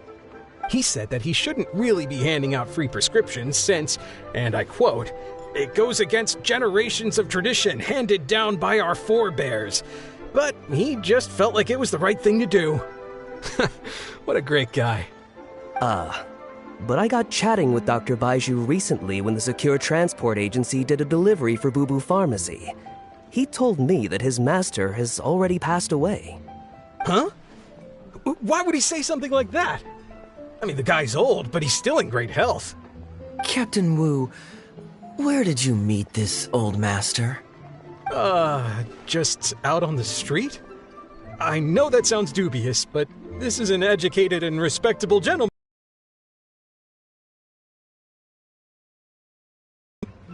Hold on a second. I just remembered something. My nephew-in-law met a medicine seller not too long ago, too. He also described it as a miracle cure. He spent a lot of mora on it, but when he brought it to Boo Boo Pharmacy, Herbalist Gwei took one look and told him he'd bought nothing but regular painkillers. This Bai Fudzu you met, did he by any chance have a goatee and salt and pepper hair? He did. If I may, Captain Wu, there's a lot of mora involved here. It seems like it would be worth asking this Dr. Baiju about his master, just to set the record straight. You could show him the medicine as well. Clearly there's some misunderstanding here. You're right, Captain Kaya. A quick trip to Boo Boo Pharmacy and I can get Dr. Baiju to clear all of this up. I'm sure it's all... hopefully it's all fine. He left in a hurry. He must be stressed out of his mind right now. Hey, let him deal with this, okay? No point in you stressing yourself out too. Fraud or not, it's up to Captain Wu to figure out exactly who he's gotten himself involved with. I'm no Dark Knight hero, or a martial arts hero for that matter, and neither are you. Wait, or are you? Now that I think about it, I can see you having a secret double life as a martial arts hero here in Liyue. You certainly have the personality for it. Either way, Liyue has its own rules and regulations. Best to let the Ministry of Civil Affairs deal with this in the proper manner. If a couple of outlanders like us get involved, we might just end up muddying the waters, even with the best of intentions. We came here to enjoy ourselves, remember? We don't want to get our priorities mixed up. Oh, and look at that. The storyteller's taking the stage. It is said that the sky's the limit for the aspirational soul. But alas, for the woes of the world are equally limitless. No such stranger to woes was Huang Guang, a man who, having suffered countless injustices at the hands of his fellow men, forsook them to dwell among the mountains and rivers. Yet fate fortuitous found him when he entered the tutelage of an adeptus and learned many mystical arts from them. Per his master's wishes, he then returned once more to the human world, only this time with a sworn duty to cleanse the land of demons and to see justice done wherever he might tread. Is that all? Oh, I was hoping to hear the rest of the story. It was all right. I suppose the hero always has to sacrifice himself to save others, and it does make for some good storytelling, but it leaves you wondering how he really feels about the whole thing. Did he ever have second thoughts? Only he can know, I suppose. Oh, I see the show is over.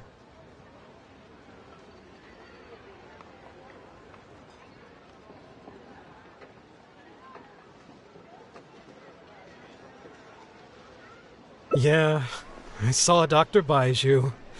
Looks like it was a scam after all. Then what are you waiting for? Don't just stand there. You need to report this to the Ministry of Civil Affairs right away. Hold on. Let's not lose our cool. Get your story straight first, so you can give them a clear and detailed account of events in the order that they occurred. And one more thing. Do you still have a way to contact this guy?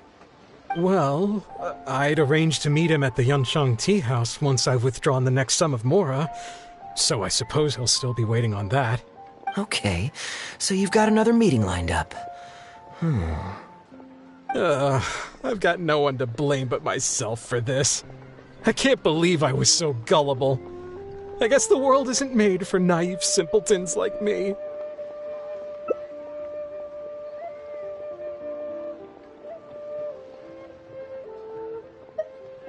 Young man, you're a good person, and I'm touched by your words of comfort. Still, it's up to me to find a way to get my mora back. The consequences are mine alone to bear. At my age, I'm sure I should be comforting the young with words of wisdom rather than the other way around. What does that say about how I've spent my life?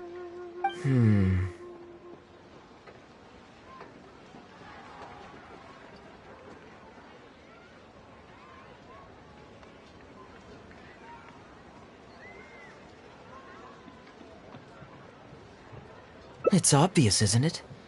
He needs to report the case to the Ministry of Civil Affairs.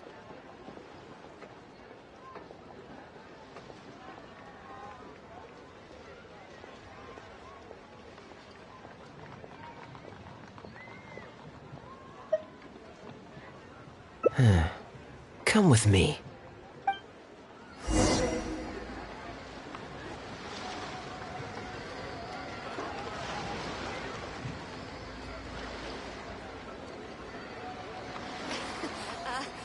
Join the Adventurers Guild. You'll have up a key year in consumer psychology.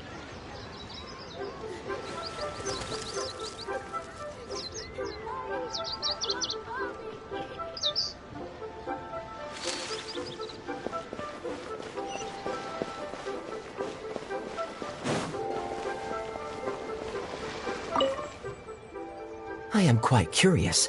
How does our chivalrous martial arts hero intend to come to Captain Wu's rescue here? There are countless victims of injustice in the world. We can't try to help each and every one of them, can we?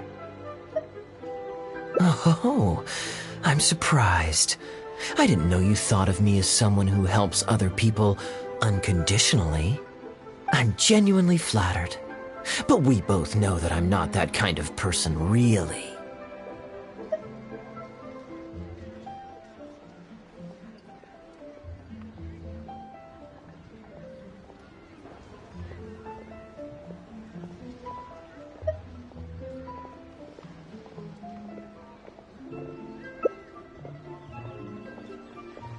Your logic is very straightforward, and quite endearing in its simplicity, but I like how you think. So I'll indulge your martial arts hero aspirations for now.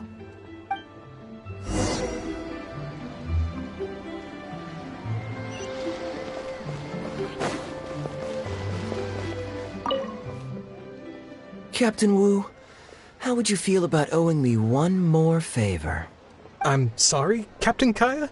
Let's say, hypothetically speaking, I found a way to recover your Mora that would leave the man who defrauded you feeling angry and frustrated, but give him no way to get back at you. If it could be done, and the only cost was owing me yet another favor, what would you say? What exactly are you getting at? The Traveler here is adamant that you should ask me for another favor. Personally, I blame the storyteller. After hearing the inspiring tale of Bravebeard, he's all gung-ho about playing hero and righting this injustice once and for all. Captain Kaya, young man, I thank you. I will humbly accept your kindness. All right. Now here's what I'm thinking. All right, then it's settled. Per our brave hero's plan, let's rendezvous at Yanshang Tea House tomorrow. Join the Adventurers Guild. You'll have a blast.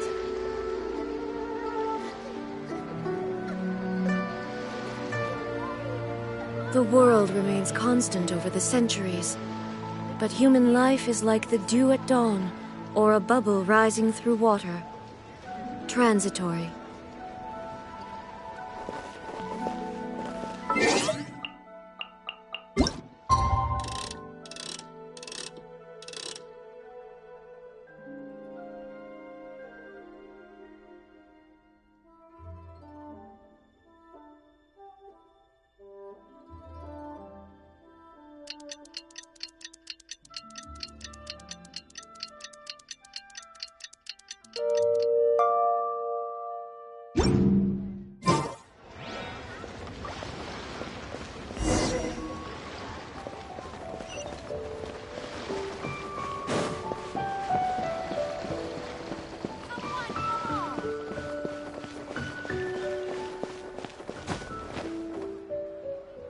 You're here. Good. I'll head upstairs first, and you join me in a bit. You've got nothing to worry about. As long as this lucky coin's in my hands, it'll do as it's told. Before I toss the coin, I'll get our guy to bet heads or tails. Then it's your turn to bet. Now remember, if I touch my chin, you bet heads. If I touch my forehead, you go for tails.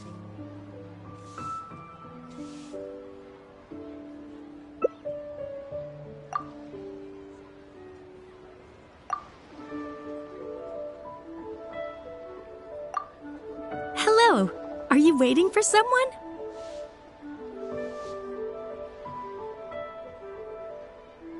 As long as you follow the rules of the tea house, you're welcome here. Please be our guest.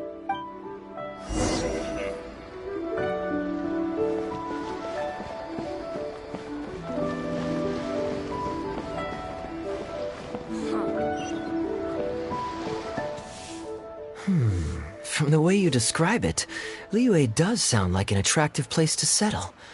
Perhaps I might have to make the move here after all. All that awaits me back in Mondstadt is a horde of insufferable sycophants. Truly tedious. The reason I left home in the first place was because I was reluctant to simply live off of my inheritance. I understand. For one as ambitious as yourself, Mr. Rich, living off of the family fortune must feel like the dullest existence in the world. What are you doing? It's common courtesy to introduce yourself. Can't you see we got here first?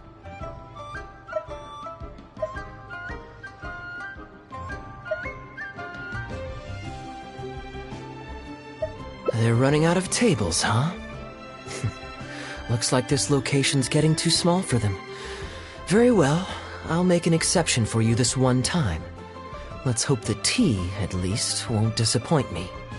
So, my friend, what's your name?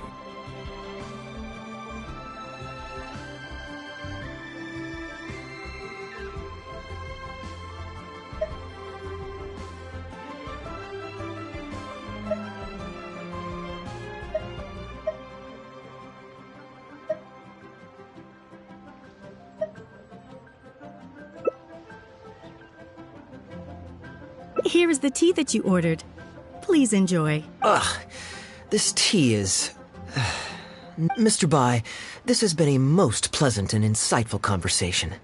I consider it good fortune that I encountered such a refined gentleman as yourself so far from home. Please allow me to pay for the tea. Yes, good fortune indeed. In that case, I must thank you for your generosity. You there. I'll get yours too.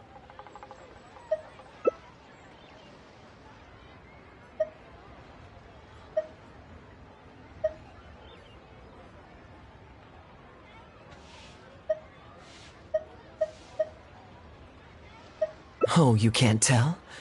My family's lived in Mondstadt for generations. I got bored sitting around at home and decided to set off on a journey to expand my horizons. The sights of Liyue Harbor are rather spectacular. I've half a mind to buy a waterfront property here so I can come vacationing every year. That would be quite nice. If the family would spare me a little loose change, I could even invest in an antique shop or two so I have something to do during the day.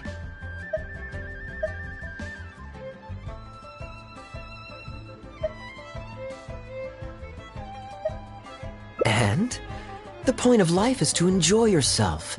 If something makes me happy, it's worth every mora.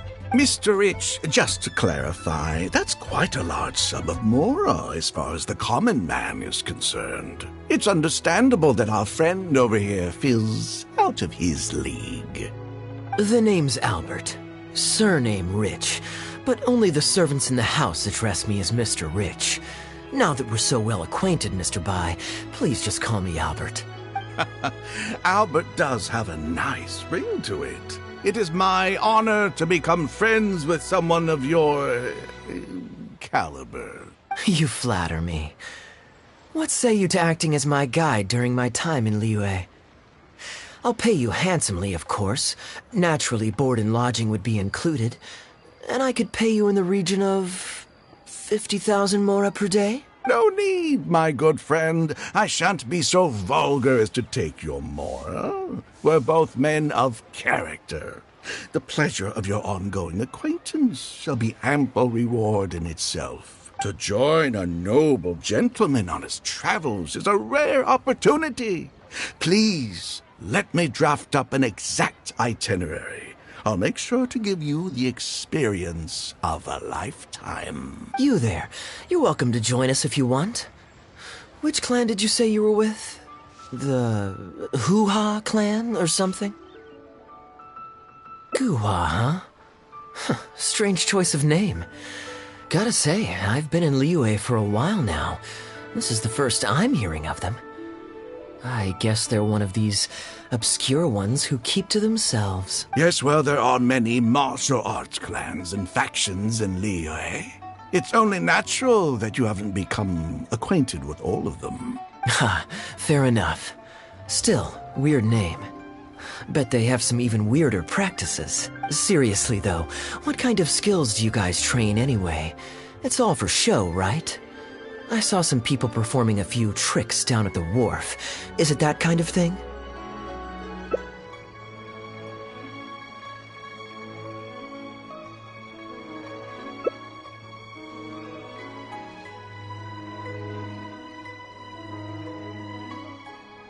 I already told the server to put it on my tab. Don't bother getting her to split the bill. It'll only complicate things.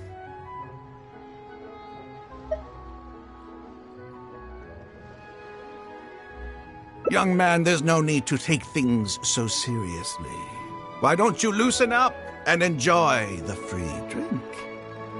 Are you trying to make a point by throwing my generosity back in my face? All right then. What if I say your bill is mine and don't let you pay? Please, my friends, let's not get so worked up. Yinchang Tea House is no venue for a duel. We'll all get escorted right out the door. You young people have hot tempers, I understand that. But there's no need to come to blows over a few words taken to heart when there are far more diplomatic ways to resolve the dispute.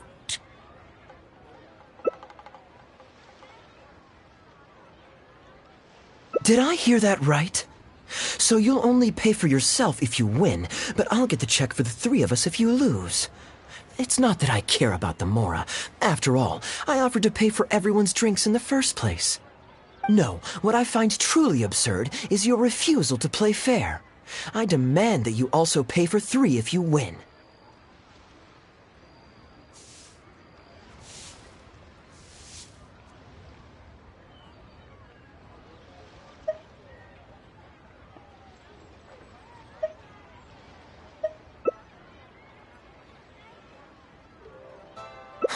Fine. You can have your apology if you win, but on one condition. We'll do the best of three, and the winner pays for the table. Well, as long as you're no longer raring to fight, peace begets wealth, as the elders used to say. Why don't you join us, Mr. Bai? Let's entertain this guy for a sec. We don't want him to think you're stingy. But I wasn't even a part of your argument. What are you trying to say, Mr. Bai? Whose side are you on here? Of course, I'm on, And anyway, it's no big deal if you win. It's just a few cups of tea after all, so you can just take it from your fees as my guide. All right then. I suppose it's not all that different from the dice gambling games I used to play in my youth. If it's just for a few drinks, you can count me in. All right, now we're talking. Okay, now that we've agreed on the rules, how should we do this coin toss? After all, a Mora coin looks the same on both sides. Well, that should be simple enough. Here, I'll take this coin and ask the counter to draw a line on one side. You two can wait for me. Young man, I can see that you haven't spent many years in the real world. You take everything far too personally. I, too, only met this Mondstadt millionaire by complete chance today, but we're getting along just fine. I actually came here to meet with a business partner to count the cash from 2 recent investments when this gentleman struck up a conversation with me. In the real world, you've got to keep up appearances. There's no need to offend the rich. After all, if you keep them happy, you can probably make some more off of them, too. You young people are much too impulsive. It pays to keep a level head. Just so we're clear, let's say the marked side is heads and the unmarked side is tails. Everyone has to pick a side before the coin toss. Oh, and we should also take turns tossing the coin. Sounds fair to me. Why don't you do the first toss, Albert? All right, then, I'll start us off. Here we... Oh, wait, I nearly forgot to collect everyone's bets. Mr. Bai, heads or tails? I suppose the choice is arbitrary since it's a 50-50 chance. I'll go with tails. Let me think. I'll also go with tails. What about you, heads or tails?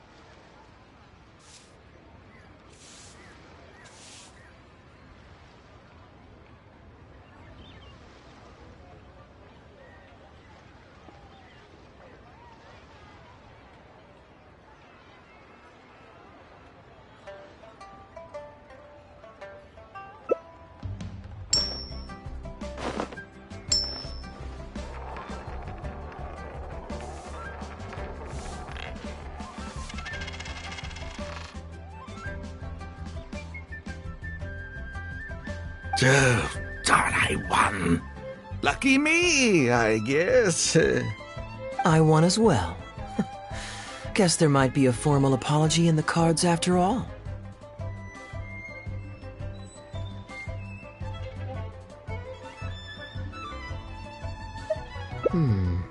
I have a suggestion. If one of us loses twice in a row, they should get knocked out while the other two carry on playing to decide the winner. Otherwise, with three of us playing, it'll start to get difficult to keep track of who's won the most times. I flipped the coin last time, so why don't you go next? I don't want you blaming my coin-tossing skills if you guess wrong this turn. Here. Now just wait a second, my dear friends. Please let me do the second toss. Oh? Anxious to take your turn, Mr. Bai? You are both young, and I've already seen your short tempers for myself. If Albert loses this round and this young man wins, you'll be tied. And before you know it, you'll be at each other's throats again.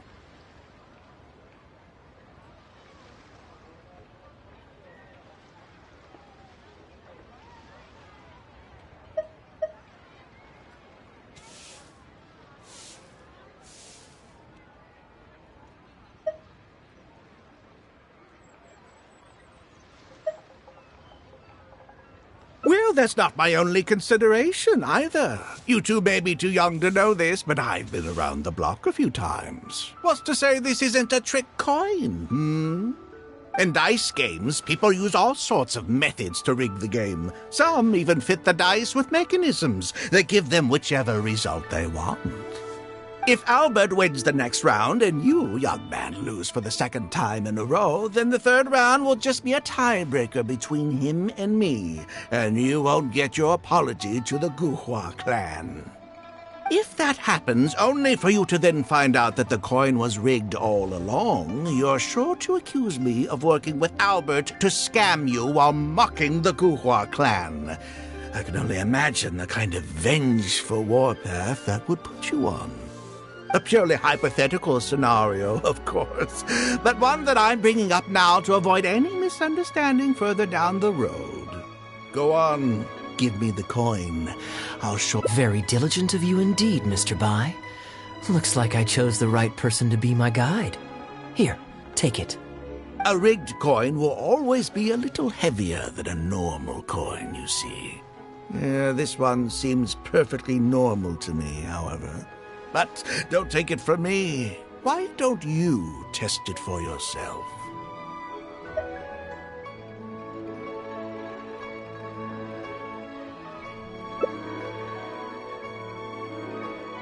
What's your bet this time, Mr. Bai? I'll stick with tails. Tails, huh? Well, you seem to have a feel for this, so I guess I'll match your bet again this round.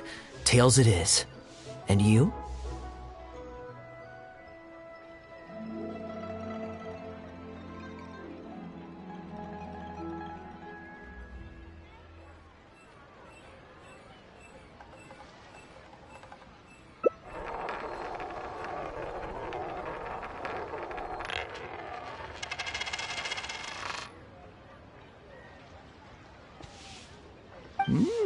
Well, my luck's still just about holding out. The three of us are now tied, so no one drops out. Certainly better than Albert and I going head-to-head in the final round. Well, here you go. What'll it be, Mr. Bai? It's a tough decision this time. That's what makes it fun, isn't it? Anyway, there's no need to stress.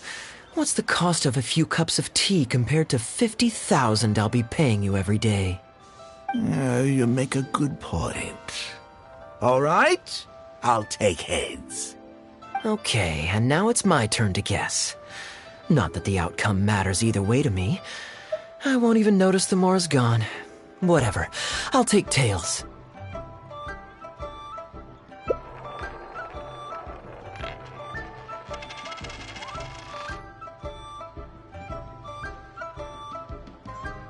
Why did it have to be heads?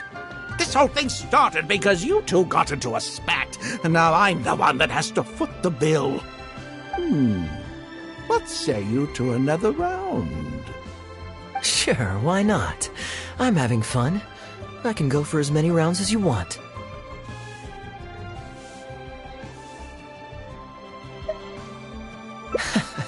What a miserly person. Do as you please. The two of us can play. But, Albert, all the fun of gambling is in the stakes involved. What say you to throwing a little loose change into the pot? Oh, come on now. No need to walk on eggshells here. Let's keep it simple, shall we? If you guess right, I pick up the tab. But if you guess wrong, I'm afraid it's still on you. Sure. That's exactly what I was thinking. Well, here's the coin. You can toss first. I'll take heads. I'll choose... Wouldn't it defeat the whole purpose of betting if you guessed the same as me? This is a two-person game now. Surely one of us has to guess heads and the other tails. All right. It all comes down to luck, after all. I'll take tails.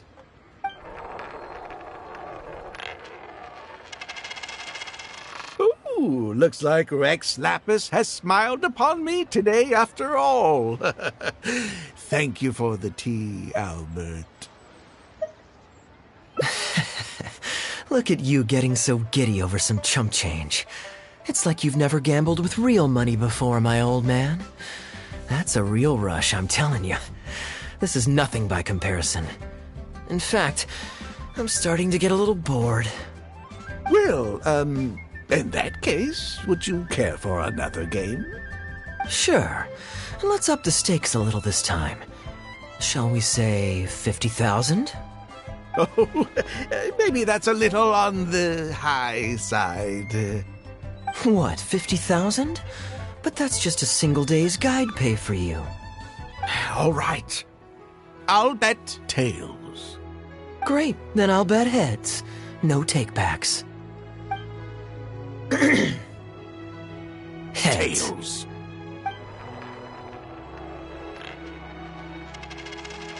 Oh, I'm greedy. After all, in the long run, gambling is always a losing game. 50,000 more. My goodness. Albert, I'm terribly sorry, but as it happens, I forgot to bring my coin purse with me today. Could you perhaps take this 50,000 out of my guide fees? Call it an advance payment. That would make us even. Advance payment? Sorry, I'm afraid that's not my style. It'll have to be cash. This day, just getting better and better. Well, so be it. 50,000. Let me see what cash I have on me. Just 50,000? That's not what we agreed on. Huh? What are you talking about? I think you'll find that our bet was for 50,000. No, it wasn't. The amount was 1 million. 1 million? Are you insane? Come on now, Albert. Be serious. 1 million here and 1 million there might be all fun and games to you rich types, but to ordinary folk like myself, this is no laughing matter. I'm being perfectly serious. I know what I said, and what I said was 1 million mora. You're lying through your teeth. Hey, young man, you tell him. Did you hear him say 1 million at any point during our bet?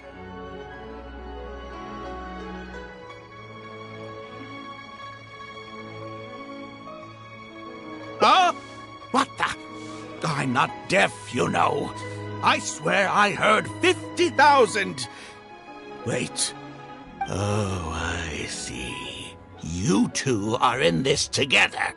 I never met either of you before today, and out of nowhere you suddenly roped me into betting over a coin toss, and now you're accusing me of owing you 1 million mora. Huh? Do you have any idea who you're trying to cheat? I know all the tricks in the book. I can't believe a couple of beginners like you managed to get this far. Well, don't you try to celebrate just yet. You amateurs have a lot to learn about the art of the con. Do you really think that nobody else will have heard all the commotion we just made? All I need is one witness, and this little scheme of yours falls apart. Frauds! Frauds, I say! These two kids are trying to scam me out of my hard-earned Mora! Hostess! Oh, hostess, come quickly! How pathetic. What is going on here? If you can't abide by our rules, you're not welcome at Genshin Tea House. I don't care what the issue is. You don't get to make a racket like that in here. Halberd! Fang! Wait, don't throw me out! These two con artists are trying to steal my Mora. You can't let them get away with it. Well, let's take this somewhere else. I don't want any of you disturbing the other guests.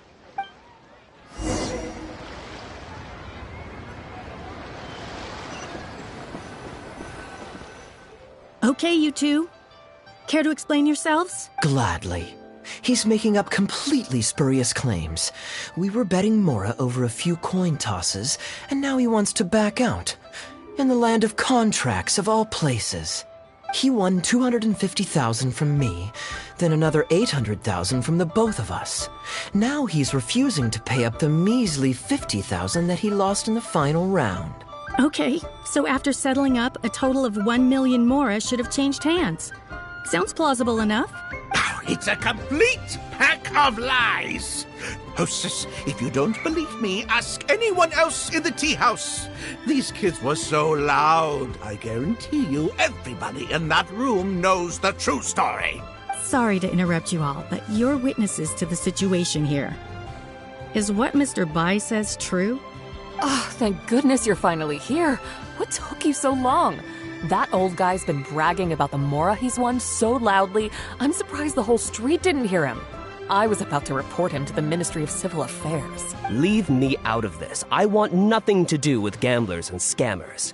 Please, just bring me my check. Our new owner laid down the law not too long ago. We turn a blind eye towards casual games of dice, but there is zero tolerance for any explicit gambling with real Mora. Return any winnings to the party you took them from, and we'll say that none of this ever happened. Otherwise, I'll have to bring in the Millilith. And I can assure you that they take a more hard line on this kind of thing than we do. Why should I have to give them any Mora? I don't have any Mora on me. Oh, but I think you do. 2 investments, was it? One of them to the tune of exactly 1 million as it happens. Oh, and don't forget you still need to pay the tab. You... Wait. How did you... Halberd! Fang! There's a gentleman here that I'd really like you to meet. Please don't. I'll pay, all right? This was never your Mora to begin with. We'll be returning it to its rightful owner now.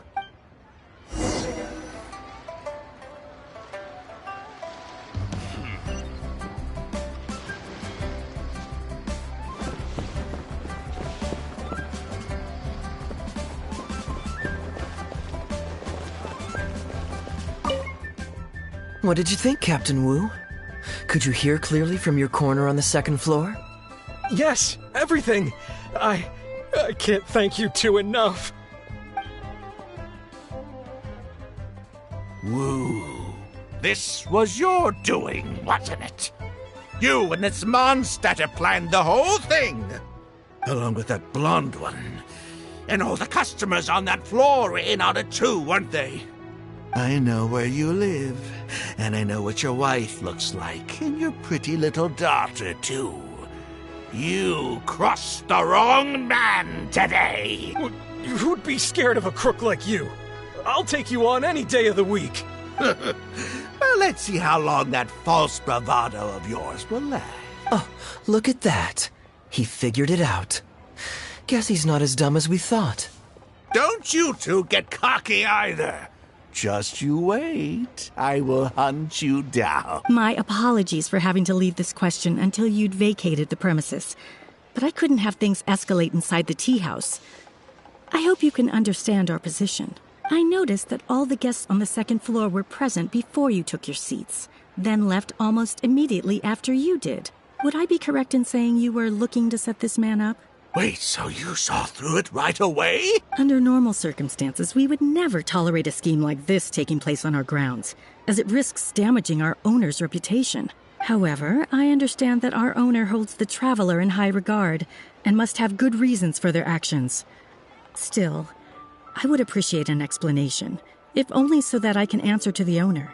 Ah, as I thought. When you're operating on someone else's turf, you run the risk of clashing with the master of the house. Thankfully, we considered that possibility before going ahead with our plan. Over to you, brave hero. You're the one with the connections in Liyue. It's your time to shine. Okay, I understand the situation now. It goes without saying that I have no wish to stand in the way of your chivalrous deeds. I'll report everything you told me to our owner. Well, Captain Wu, remember what I promised you? What do you think? Angry and frustrated enough for you? Excuse me, coming through. Is this the Mr. Bai you reported to us? Yes, that's him all right. The one who scammed Captain Wu. Wait! Where's your evidence, And Wu, you've already recovered your Mora. I don't deserve to be punished twice for the same crime. You can't talk your way out of this one. You're already suspected of defrauding multiple victims out of smaller amounts, and the combined total meets the threshold for a conviction. If it turns out you're guilty in this case too, it'll only add to your sentence. Does the plaintiff have any witnesses? If so, we'd really appreciate if they could come with us and provide a testimony. You got tangled up in this too, huh? In that case, please come with me. Your witness statements will play a crucial role in helping to move this case forward. Don't worry, we won't take up too much of your time. And you, sir, can stop twiddling your thumbs. You're coming with us, too. Hey, keep your hands off me. I'll cooperate. Stop manhandling me. Thank you so much, the both of you. I really don't know how I could ever begin to repay you. Well, I have an idea. We originally came here to do some sightseeing. Anywhere you'd recommend we go before the end of our trip? Let me think. Now, where would I want to go? Hey, are either of you interested in a fishing trip? Sounds fun to me.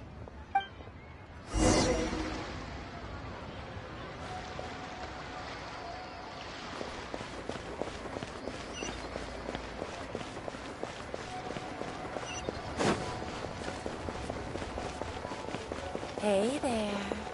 Don't be shy. Ha! Adventurer! Think you can last a round against me?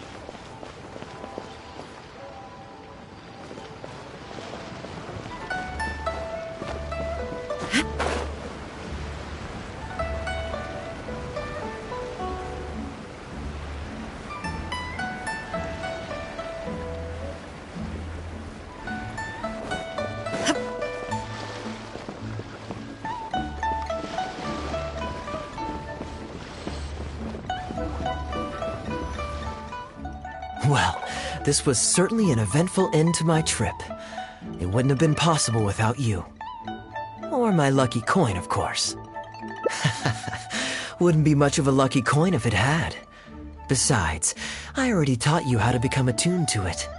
You still need some practice to master the technique, but luckily it decided to play nice and spare us any more complications. A better question to ask might be, what do I do to make this coin happy to work with me and show me whichever side I wish? My answer would be that I tell the coin a joke every time I toss it into the air. If it finds my joke funny, then it cooperates with me. Of course, this whole arrangement hinges on a pre-existing amount of trust between the two of us. I can't just get any strange coins to listen to me. Yeah, I was a little surprised when he unwittingly called out our trick coin, but it didn't matter. A good gambler always keeps their options open. You have to have a contingency plan for when the odds are against you. So when I went to the counter, I marked a regular coin as well as my trick one. That safely avoided any risk of him finding out about the trick coin. But it also meant that we wouldn't be able to control the result of that round. But hey, what does it matter? The fact that he made things a little more challenging only made it all the more exciting to watch him slowly but surely fall into our trap. Especially listening to him warn us about the possibility of a rigged coin right as we were scamming him. That was my favorite part. As long as I chose the same bet as him, and you bet the opposite to me, it was always going to end up with him paying. Unless, of course, he'd had some other tricks up his sleeve that we hadn't thought of. Then things would have gotten really interesting. You two are genuinely the smartest people I've ever met. I'm no intellectual, so I would never have been able to come up with a plan like this. Even when you described it to me, I only understood parts of it. Well, I may not be the smartest guy around, but one thing I do know is this. One should always return tenfold the help that they've received from others. We were just ordinary acquaintances. You had no reason to help me as much as you did. If there's anything I can ever do for you in the future, anything at all, please let me know. You can always count on me. I guarantee it. No? You seem agitated. Are you worried about owing me yet another favor? There are two kinds of people who owe me favors. One is my friends, and the other my informants. My informants have to fulfill whatever requests I make of them, no questions asked. The question is, which kind of person do you want to be? And you're torn again. Too afraid to ask to be my friend, but also daunted by the dangers inherent in becoming my informant. Well, it's okay, because I just thought of a fun and easy way to get us out of this impasse. Let's do a coin toss. This is the regular coin I prepared for the contingency plan when I was borrowing a pen from the bar. Not the lucky one that does what I tell it to. If it's heads, we're friends. But if it's tails, you're at my beck and call. May the Lord of Geo decide. So, was it heads or tails? What do you think? What does your heart tell you? I understand now. You have my most sincere gratitude. No, that's a little too formal. What I'm trying to say is, here, your fishing rods, my friends.